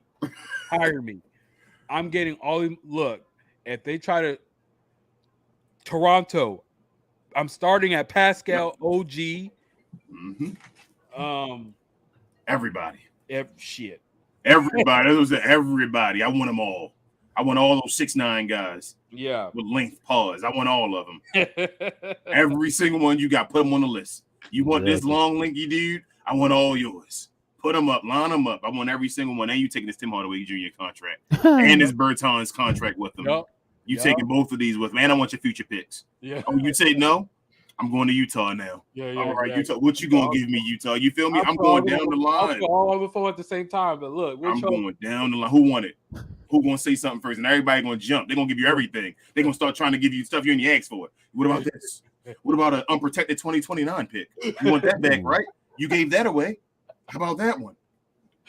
I'm telling you, I wish I was not. Nico, if Nico gets the number 1 pick, he can make his job so easy. I'm telling you, he can sit back in the draft and be like everybody. The phones will be going off the hook for the Dallas Mavericks. Yeah, for sure. Because guess what? They're not even gonna just call for Wemby. They're gonna call for Luka too. They're gonna call for every superstar we got because they don't know who we're gonna try to keep at that point. What we're gonna try to do. And I'm not saying trade anybody. I'm just saying that the phones should be off the hook. You should be able to make any type of negotiation at that point with the number 1 pick. Yeah. Especially with this because there hasn't been a player literally this highly regarded since LeBron. Yeah. So we're looking at literally a king's ransom if you get the number 1. That would be. You know what? I was thinking about taking Wemby, but you got me over to completely the other side. Man, you can get everything with this draft pick. We've been saying that, but we got killed for it though. You can fix all our problems with everything. If there's anybody in the future, if you're looking for a guy in the future, like say, I don't know who it is. If it's some dude, Scottie Pippen Jr. You feel me? That you like, man, he comes out in this round, you go get yourself set up for that round. You feel what I'm saying? Like you can get everything set up off of this guy, and you don't know what he's going to be. He could end up being maybe Wilt Chamberlain. Wilt Chamberlain got 2, and he was dominant. Maybe so, or maybe he can be Sam Bowie. But you don't even got to take that risk. You can go get your team set up to win championships and compete and be better than Wemby's team right now. Richard says, I can say this. The Bobby tribute is crazy. White people syndrome. There is no other reason, man. I don't know, Richard. You got to talk to your owner, your team. For that one, man, they gave Bobby that tribute for what? What did he do? What was on the video with him knocking balls out the at the top, right? That's what he was doing. That's the only video. That's the only thing will be whatever. Yeah, in the heart. Yeah. They would cheer when the ball gets stuck, so that Boban had to. He was a for real sideshow, bro. It was. It's time for that part of the Mavs. To just leave. I don't care. You said we could have had what's his name Goran Dragic instead of Aaron Holiday. Or what's his name? Aaron Holiday, right? We got Justin. It's Aaron Holiday. We have Justin Holiday. Justin Holiday, yeah, other brother. Sorry, Justin Holiday or whatever. You said we could have had what's his name? Goran Dragic instead of him for the Lolo. Yeah, you're right. Melissa says, "Did you say Mavs are not bringing back Christian Wood? I can't believe that. We're not bringing back a guy that can actually play the game. Damn. You said Jalen Brunson. For nothing. For nothing. Jalen Brunson and New York Knicks for nothing. Remember that, right? Like we still over the cap, all that stuff for nothing. We're gonna lose Christian Wood. We gave up a first round draft pick. Guess what, Andy? For nothing. Richard says before the injuries, Maxey was a good pointed defense guy, but sucks on the inside. But that was 3 years ago. There you go, Richard. Lies says, "What's up, God? What up, Lies? Lies was good." Richard says, "How do you not get in my what's IMU? I'm old. Tell you messed me up with these acronyms. What's IMU? Instant Message University. I don't know. It's the Message University. I don't know about that. I don't know what that is. Richard says, trust your numbers and not your eyes. I'll trust my eyes as bad as they are. Man, I trust everything. I try to watch the numbers, the eye test, analytics, everything. I just put them all together and look on the floor. That's why I say when people always make it seem like they follow completely the numbers, no matter what the numbers say. Oh, it's the number. Just trust the numbers. It's like the numbers are there to help you put into perspective of what you're seeing. Yes. You know what I'm saying? So you can't sit here and tell me, oh man, Dwight Powell's numbers is plus 150, whatever you said was King, like 157. But it's like if I'm watching the game, you only give me like 4 rebounds. Yeah. Right. So that is not adding up to what I'm seeing on the game. What makes rating? For some reason, rating seems like it's different for different things. Like I thought all that adds into your rating. You feel me? It's not like a QBR. That's not like everything don't add up or something like that. I don't know how it works. Like how is he getting this 157 greatest offensive rating of all time? Don't you got to show something to show skill? Yeah. That's what I thought. I don't get it, but it's like his rating. No, he has the greatest offensive rating of all time. Or we have the best offensive rating as when he's in the lineup. He's on the line because other people are doing the damn work. He ain't doing shit. He said 4 and 5. Oh man, you say he ain't learned. He shot 0% from 3 today or this year. You said 0%? No, he shot right at the end. Nah, I think he shot 0%. No, he did. No, he but he attempted a couple. Yeah, he attempted, but he shot 0%. He didn't make 1 3 this year. Not 1 3. Not 1 3 this year he made this year. Sounds like Matt's figured out. Richardson sounds like Minnesota has figured out Cat is soft. Minnesota, I keep telling y'all, watch out for Anthony Edwards. If you want to keep your eye on some dude, you watch Anthony Edwards because that is why give him draft picks on assets. I'm up on him draft. You're right. There you go, Andy. That's why you stock up because that guy, if they can't get out of that mess, and I don't think they are, he gonna leave. I love Anthony Edwards. I think everybody does. They got Rudy for a while, and I'm telling y'all right now, do not be surprised if y'all hear Cat's name get thrown around around the draft. Oh, they're not traded. It'll be a wild trade season during the offseason. They're not gonna get a first round draft pick for Cat. How about I say that? No, they give. All right, watch what they'll probably give up one. Watch is going to be the total opposite of Rudy Gobert. That they're going to try their hardest and they're not going to be able to get rid of Cat. The same way they got Rudy Gobert. So Minnesota going to mess up. Watch what I tell you. It's Minnesota. It's certain teams you look at and you like, they're going to mess up. You said Dallas? Dallas, yeah. That's how I was hoping Nico would be different. But it's still Mark Cuban. I mean, he got it. He got his Kyrie. He did, but it's still Mark Cuban there, though, ain't he? Yeah. Thanks. I'm gonna hold out for more hope that he can write. I got the fingers crossed with you, man. Mm-hmm. I think we all do, but I just know Mark Cuban. I used to love Mark Cuban, like we all saying. Y'all saying about Skin, then and Skin and all that. Like Mark Cuban was my dude when I first started. I'm not from Dallas. One of the reasons I started being a Maverick fan is because of Mark Cuban. I thought Mark Cuban was cool, like the guy on the bench that's all cheering for the team. And I was like, he really cares about his team. Like, that's awesome. Man. Yeah, he does. He cares enough to get him a center, right? Yep. To get him the best center of all time and then get rid of him after the 1 year, 2 times. Get him back. And then What are you talking about? The White Powell's still here. What are you talking about? My bad, the White Powell. They gonna still... Would you be surprised they retired the White Powell jersey? Nope. That's crazy, right, Andy? Would you be surprised, Andy? I think that will bring the levels of how surprised I can be to a whole new, like, just when you think they couldn't stoop to any lower. They retired the White Powell. I could understand a tribute, whatever. Cool. He's like number 5 in games played for the Mavericks, but retire his damn jersey. They will retire his jersey before Jason Kidd, before Jason Terry, before Tyson Chandler. And his tribute video will be all the volleyballs hits to the face and hits to the face. No, it will be all the community work he did. Oh, yep, you're right. That'll be they show a bunch of them making the slides with the kids. Hitting the wood. Reading stories. Hitting smiling. With his Home Depot apron on. Hey guys, y'all wrong, man. Y'all look at the members only show, man. Y'all going to hell. Members only. Gasoline drawers y'all got on, man. Be ashamed of yourself. Let's see. Richard said, don't forget the punch from Rudy. Yeah, Rudy is Minnesota is effed up, man. Like, I think they talk about what's his name, not taking the money, Zion, when he was eligible. Ant-Man, I'm telling y'all, watch that. Like, I know nobody's done it. He probably still gonna take it because it just is, you gotta take that money. I don't think Ant gonna say that though. I just don't think. Richard said they lost 3 players. Yeah, Richard, they don't want to play with you. Nas Reed don't want to be there. What's his name? Kyle Anderson obviously don't want to play with Rudy. At the beginning of the year, remember Ant wasn't dunking and all that because Rudy was there in the middle. They was like, why aren't you dunking? He was like, I don't have any space to dunk. Oh yeah, it is what it is. Richard also says my thing with tanking. We knew we were bad way sooner. We should have tanked sooner and got the better pick. Yeah, I think we were saying if you were gonna do it sooner. After you lost to Charlotte, they should have hung it up then. That's why I'm thinking the players had something to do with that.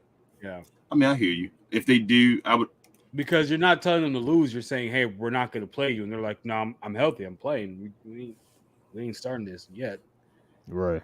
Melissa says they're supposed to do, honestly. So she says, I agree. The West has turned out worse this year. Yeah, I think the West is worse this year. Melissa, that's just, I don't know. I think the Grizzlies are worse. Damn, I'd love to play them teams. I'd love to play them teams. Richard says the game Luka got hurt, we should have been tanking then. Remember that game, Ro, where we brought your guy back and yes, sir. We said, hey, why don't you sit this guy? Remember all those games in the year, Andy, where we just didn't play guys and we just sat out like we were so good? And which cost us season series against teams to the point that just sit out all our guys right now. OKC. Yeah. So it doesn't look good. That's why it doesn't look good at the end of the year. Bruh, can I say something real quick? The Nuggets were down by 15 going into the third, and now they're up by 2. Almost to the fourth. Who are they going against again? You know who they going against? Info. The team Info. Oh, Suns. Info. You know, Twitter. I'm sorry. Now it's 88 to 85. Maverick fandom around the world, whatever. Please post Suns Info. Not now, when the Suns lose Info. Please, everybody on Twitter post Suns Info. Please. That would be funny. And put MFFL behind it, please. Just for them to know. No, hell no. Put their hashtag. No, put out so we can remember. I want them to remember us, Suns Info. They told us that. They told us. So I didn't forget Suns Info. I want them to know Suns Info. Yep, we came here with all that noise talking. Info. Johnny B, what up? He said, Glow Yard, what up? Y'all gonna put some respect on revenge season. He had a better season than Josh Green. No, he didn't. Please stop. Hey, and I still would trade him before I trade Josh Green. Who? That's Tim Hardaway Jr. Tim Hardaway. Oh. He had a better season than Josh Green. Get the hell out of here. When? Even if that was the case, I would still trade him. Josh Green. I've never seen Tim Hardaway Jr. run the team and win a game. We talking about, man? He's number 2 option. Okay, I watched Josh Green had to be brought back in over and over against Utah, but he was saying you got to bring that guy back. He was running the point. Okay. 29 points. Johnny B said if I got the number 1 pick, I'd call Brooklyn for Claxton, Bridges, or Toronto for Siakam and Anunoby. Yeah, and picks. I agree. Not just those. I don't want just players. They got to give me the picks. Yeah. They got to give me the picks too. The assets back. I want everything. I want to clean their house. We're cleaning out some team's house if we get the number 1 pick. Yep. For real. That's what Nico need to be gruesome like that. I want him to go at somebody's house for the number 1 pick. Richard says you should. That's what you do as a GM. That's how you do your job. I'm reading what Richard said. Oh, Bridges, Claxton, Cam Johnson, and Cam Thompson, and 2 firsts. Yep. Ooh. Why not? You say all that. Hey, that's a Washington Wizard trade right there. Would they say no? I don't know, but I know we would say no. Would they say no? That's all. Would say if no. you don't know if they say no, then you go in there with that mindset. That's probably where you start. Yep, you got to go in. Probably won't get. Yeah, that's a lot just for Wemby. What part of it are they not giving us though? I want y'all to be serious. They're not going to give us both Cam and Bridges. Okay, so you think we can get the 2 firsts? So y'all ain't even worried about that. Y'all like, damn, they give us the 2 firsts. That's easy. Yeah, 2 firsts. I think it's just like you flip. It's just like you flipping the pick. You're gonna get 2 firsts. All right, so Bridges. You saying we can get Mikal Bridges? Y'all saying we can get? I think they'll probably want to keep Bridges. Yeah, I think they'll want. So we can get. Y'all think Cam? Maybe Cam Johnson. I'll take Cam Johnson, Claxton. I'll take Tom. Hold up. No, bro. Why are you taking Johnson? You should take Thomas or Bridges, one of the 2 scorers that can play defense and score. You don't want the guy that can give you the 40s. Can Thomas play defense like that? I mean, that's what I'm saying too. You don't think he's better than Cam Johnson? Cam Johnson is better defending than Cam Thomas, though. Man, get the hell out of here. I watched Cam Thomas get bullish all the time about that defense, and then Luka was dropping him on the floor and it's like that over and over again. That's Luka. Okay. Oh, it's just Luka. Okay. Who's Cam Johnson been D'ing up like that? They wanted him to be the defensive guy because they was missing. Cam Thomas D'ing up like this? Hold up. It don't matter. He can score 40, 50 points. Okay. That's the part I'm saying. Cam Johnson can do that. I'm not arguing with you. Saying like he was a no. What I'm saying is that Cam Johnson not. It's that whole Maxi Kleber and Dwight Powell versus Christian Wood conversation again. Is Cam Johnson's defense worth more than Cam Thompson's offense?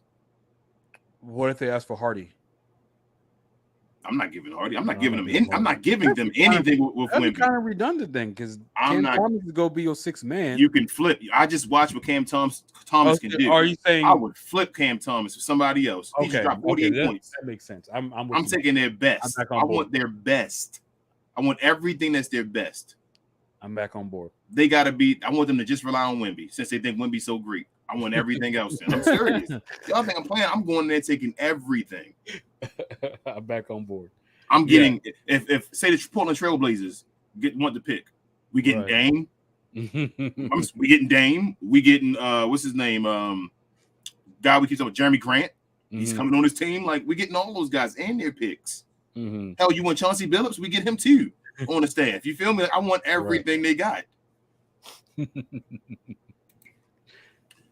said Raptors. I want Koloko and Barnes. Barnes. Yeah, y'all ain't even talk about Barnes. Would you give the number 1 pick for Barnes and Siakam? Oh, we're talking about for the number 1 pick. Y'all talk about Anunoby. I take Barnes over Anunoby. Well, duh, yeah, but what are they willing? What's going to get the eventual trade done? As you will think they'll want to pair Barnes and Wemby, and I'll be completely. It's like fine. I'm okay with if y'all want Barnes, Siakam, OG, Pirtle. I guess you can think about it. That's probably another reason why you haven't heard Barnes' name in any trades. It was always the Siakam or. They want to keep Barnes. I know. Again, I'm taking everyone you want to keep. What's his name? Oh, dude, who's almost like Tim Hardaway, but can play defense. You're going to give them Wemby and let them keep people they can keep. You're going to give any team Wemby and let them keep a player they want. I don't need. Look, I have Luka and I have Kai. You don't want Scotty Barnes? I don't need their best. I need people who can fit. Hot. So I'm saying you don't want Scotty Barnes, but Luka and Kyrie. You don't think Scotty Barnes? What's gonna get the jobs? They won't want to give up Scotty Barnes. No, they don't want to. But I'm saying I'm taking him. You got what I'm saying is you guys are. I know you guys go to the negotiation table like, you know what? What do you want? I'm like, bro, what do I want? I'm starting the conversation with give me Barnes. Don't let them take Barnes out of it. Why are you letting them take Barnes out of it? Yeah, because that's gonna be because I'm okay with taking Barnes out of it. And you can't get the pick. That's how I'm feeling. And then what you gonna say? You're gonna say, okay, you know what? You want Barnes? Let's talk. Hold up, Barnes. Maybe one pick. Can we do that one with Barnes? They're going to come back to the table with Scotty Barnes. Anybody we trade with will trade anybody on their team for Victor Wembanyama. That's literally how I feel. I think y'all selling yourself short if you don't think they'll trade anybody on their team. Okay, that's fine. I want wings. I want wings. Oh, I want them, but OG. But you rather have OG over Scotty Barnes? Scotty Barnes. Whoever OG fills a role. I think OG has a better fit than Scotty Barnes. Scotty Barnes is a better player. I know we already passed this conversation again, but going back to that Brooklyn Nets trade, you might be able to get Cam Thomas. And it's not for a good reason. Why? What's wrong? He hurt? He got a lot of coaches' decisions on not playing, and he had. Oh, that was early. I know. No. I'm talking about here in the playoffs too.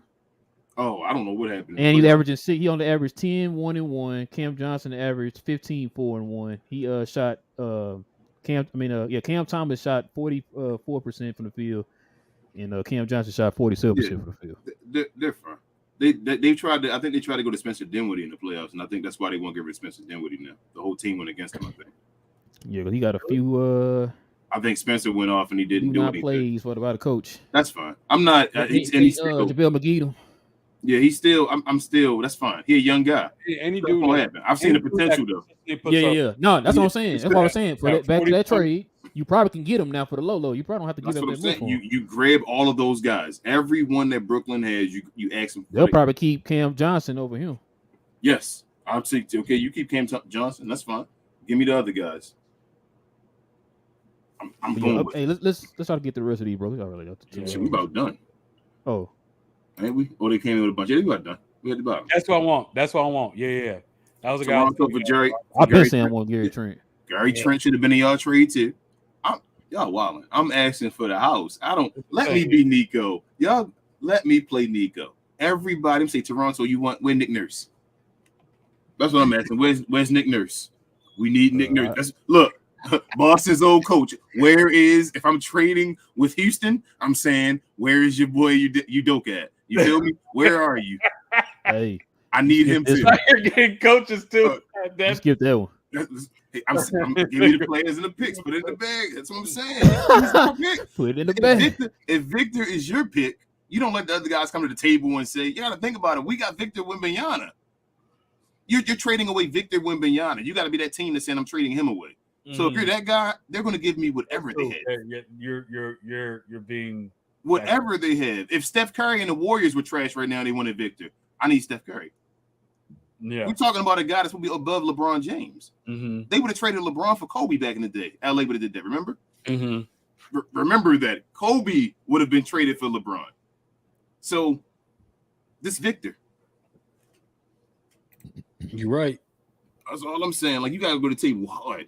Johnny said Nico has taken just as many L's as he's gotten W's, maybe more. Y'all still believe in Al Bundy 2.0? He got this summer. Johnny, we're gonna say it again, bro. I know what I'm saying is, if two things. Well, no, just one. If he re-signed Dwight Powell, I'm done. That's a major L. Yeah, I'm trying to think of the who would you attribute the L for Brunson? Would you give that to Nico? I'm giving part of it to him, as everybody keeps saying. I told him I thought it was before. It was partially before Nico, but it is what it is. They want to give it to Nico, so I'll give it to Nico. It's his. He does have something to do with it, but I'm giving like majority up to DeMar Cuban. That's what I'm saying. I give it to beforehand, but they gave it to him. Okay, so give it to him. That's fine. That's what you get for meddling when you're not a basketball guy. Yep, he got rid of Kyrie. Meddling into basketball affairs and stuff. You don't know what the heck you're doing. He got rid of KP though, with the swiftness. He got rid of Josh Richardson with the swift. People forget about Josh Richardson. Josh Richardson was trash. We thought we were stuck with him. Got rid of him with the swiftness. I'm good. Nico got his Kyrie. Who would have thought Kyrie be on this team for one first rounder? Good point. That's why I said I still believe in Nico, but if he re-signed Dwight, that's it. I'm done. And Christian Wood was here for one late first rounder. And we still flipped that first rounder to be Jaden Hardy. Yep. It's wins, Johnny B. But if I'm the Mavs, I'm calling Dillon Brooks. He'd give us that edge and defensive intensity we need. I think the media doing him like they should be doing Ja. So did you not watch the playoffs? I mean, for the low, bro. For the low. No, I'm not talking about that. What y'all talking about? What Johnny just said. Yeah. You talking about? You think the media doing? But he the scapegoat though, bro. No. Listen, I'm not talking about the whole scapegoat. You're right. They are trying to make him a scapegoat, and they came out with some statement talking about they weren't trying to do that because perception. You know how that go. We can't control perception. That's how people think. But for you to make it seem like they just picking on this guy or something, Johnny, as if like he's not the one who put himself in that position. And I can read you off his stats right now, bro. The dude, I've never heard of a dude shooting under 40%, getting that many minutes a game. Not from three. We're talking about from the field total. You're shooting under 40% from the field. I thought we had some trash like that. What you mean? Don't you follow your leader though, bro? Don't you follow your leader? What their leader said at the beginning of the year? They find in the West. They find in the West. So and you talking about, and then on top of that, Johnny, you look, about people not getting rebounds. We getting out rebounded. This dude on average 3 rebounds a game. No, what intensity are you talking about? Besides him doing this when he come into the stadium. Other than that, what is he doing? Doing this. Other than that, what is he doing? He was getting cooked by Jaden Hardy. I want him to come to the Mavs just to do that during the tunnel. I ain't gonna lie to bro. I want to see all the guys doing that. Yeah, like, hey. See, look at him doing it. Well, you gonna be good for it. You do that. I definitely want to see him do it. He ain't never shot over. He ain't shot nowhere close to 45% for his career, bro, from the field, bro. That is trash. I want to bring in dudes who are excited about playing defense, and that's the value that to me. Hey, I'd rather you get Patrick Beverly. I was about to say that too. I'll be giving him a call. I don't think Dillon Brooks ain't shooting 39% from the field. I don't think Dillon Brooks a dog though. I think he put on facade. I don't think people really like got no real like fear for Dillon Brooks. No disrespect, but like they think he's a clown. Yeah, like they kind of clown him. So it's kind of like a sideshow again, Johnny being away. Like go on social media right now, bro. Man, I was on TikTok earlier, bro, and they got a bunch of Dillon Brooks videos just clowning this dude, bro. Like Dillon Brooks erased all his social media stuff. Like exactly, can't be a big dog when you ran away. He said, if you run away, you ran away after you talk trash. As soon as you talk trash and they started beating you ran away. Trash. Like that ain't no. Pat Bev took it on the chin. That's why exactly. Pat Bev said he deserved his ring. Dillon Brooks. You know Russell Westbrook said he deserved their rings, man. Exactly. So hold up. If Russ get his ring, is he a champion? Is that how that works? No, we still don't consider them champions. No. Okay. You know, folks gonna no, because Elgin Baylor didn't accept his that year. They won their championship. He'd have been the champion that year because he retired in the middle of the year, so he wouldn't have been considered a champion either. It's kind of like remember Matt Barnes? He still say he's not a champion, but he got cut though, right? Did he get cut or did he get traded? Did he get traded? If Russell Westbrook. Oh no, he was on the team. He just got hurt and didn't play for the rest of the season. That's right. He got but he's still a champion though, right? We consider him a champion. He said he don't feel like he is. He been saying that for years. I would consider him a champion. Just like is Caron Butler a champion? Yeah, yes, Caron Butler is a champion. Then there you go. But is Russell and him? If you leave the team early, are you still a champion? No, I don't consider that. Not that you don't consider him a champion. So if Elgin would have took a championship, you wouldn't consider him a champion, even though he retired in the middle of the season for age. I think he retired at the beginning of the season. He did, but I mean, he played some of the season. What I'm saying though, he was still there, and then he could have got a ring, and he said no.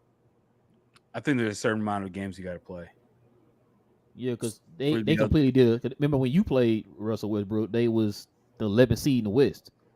I mean, they went to 6th, and now he might be getting a championship. But I mean, might be going to the West. Still had won like 20 something games. So he was responsible for part of them 20 games. Like I don't know. I don't consider him a champion. If you leave if you don't finish the season with the team, you're not a champion in my opinion. Hopefully he wouldn't consider himself a champion. Hey, KP don't get no credit for us making it to the West Conference Finals.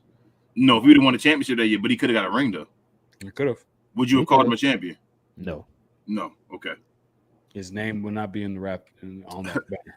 Frank says, dude, Suns keep on talking about Luka even when the Mavs ain't in the playoffs. I'm going off once they get the boot. Please do, Frank. Please do. Johnny B said, I'm taking Cam Johnson over Cam Thomas 10 out of 10 times. I'd rather have the bigger, better shooter, defensive-minded player over the volume shooter, score, serve more deep.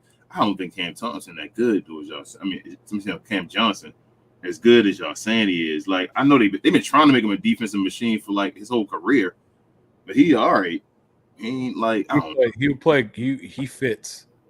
He fits what the Mavericks need. Someone who can shoot, play defense, dribble, pull up. Is he better than Maxey defensively? Maxey at his peak? Yeah. Maxey at his peak. I would take Cam Johnson over Maxey. Mm-hmm. I don't know if I take Cam Johnson over Maxey at his peak. It's about 3 years ago, Maxey? You said Victor will get you against Zion? Oh, no, he ain't guarding Zion. That's what I'm saying. That Maxey. You saying the Maxey that could be a shadow? That's not my thing, man, about Maxey, bro. I like Maxey, bro, but I'm like, people make it sound like this dude was just Dennis Rodman on defense and stuff. No. I never saw that with Maxey, bro. I never saw that. It's just our defenders were so bad that he looks good. That he looked better. Like, because people will like die for Maxey on this team, bro. They're like, you can't say nothing bad about him. They were talking about, man, when he came back, our defense was gonna change and all that. So I'm just like, I never saw that. Even when he was, like King said, in his peak, I wasn't sitting there just like, oh my God, Maxey is just that guy. Nah, he was solid. He was good. I've always thought that Dodo was a better defender than him. Yes, Dodo was our best straight defender. Yes, just pure defender. But as far as in the paint, though, Maxey was our best paint defender. Now, if you ask me between Cam Johnson and Dodo, I would say no, Dodo. We've seen Dodo at his peak. Like that dude was. We was at one point. Remember, King? We was in here talking about could he have made one? I actually would take Dodo back. I'll try to get him back in that trade. You say you take Dodo back? I'll try to get him back in that trade. I'm sure that would you take Cam Thomas and Dodo instead of Cam Johnson? I think because I have Jaden Hardy, I would. Oh wait, because I have Jaden Hardy, I think I'll be more open to taking back Dodo than Cam Thomas.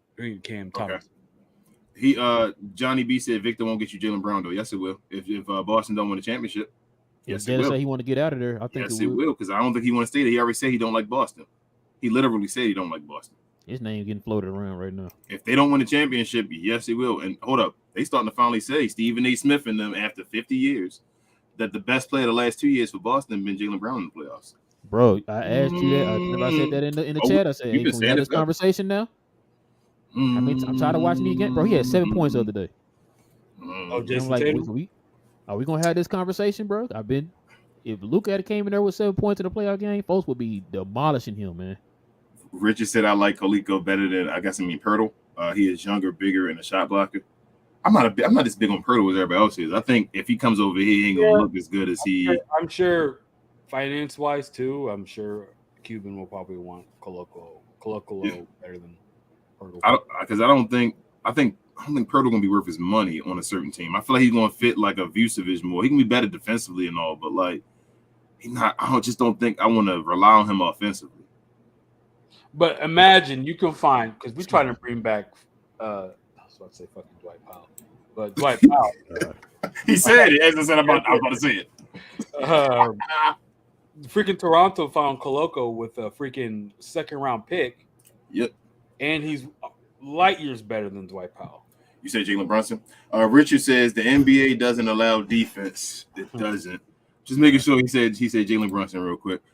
Frank said Brooks' dance isn't for fun, but to point at the next team picking him up and cutting him. Hey, it should be. I don't care what it is. I want us doing it. I want Luka to come down the middle doing the.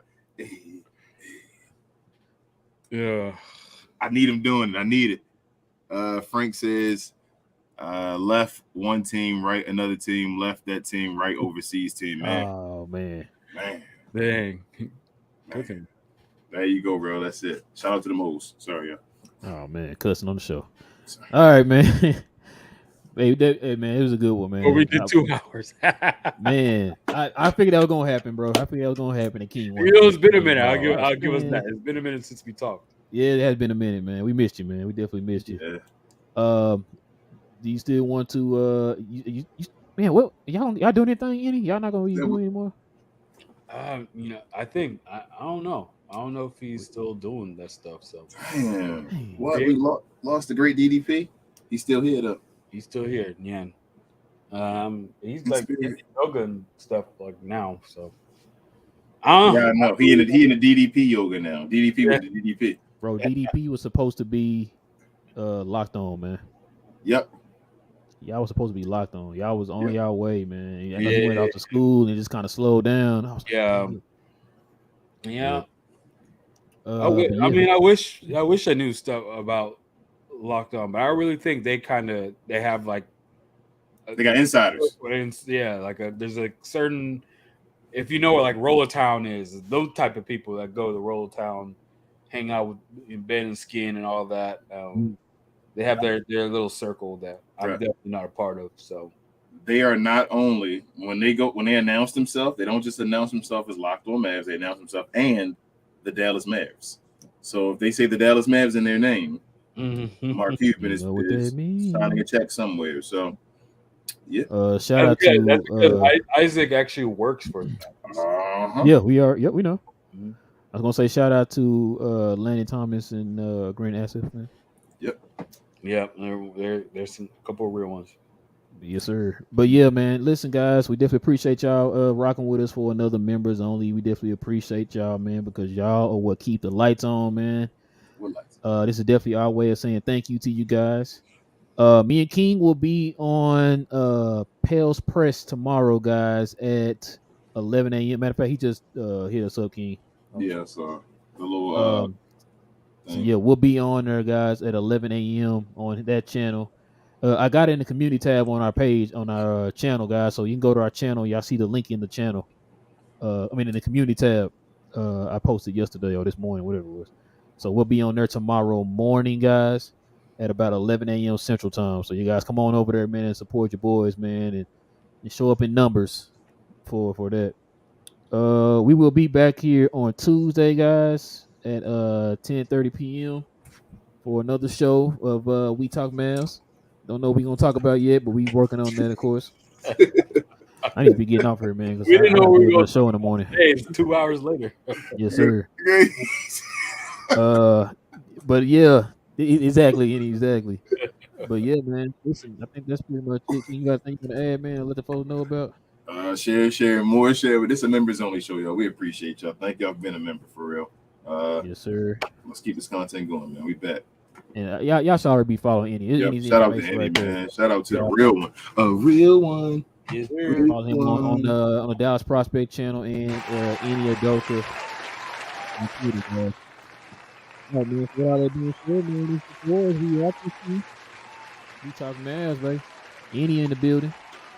Catch y'all guys later. All right, peace. Go Mavs.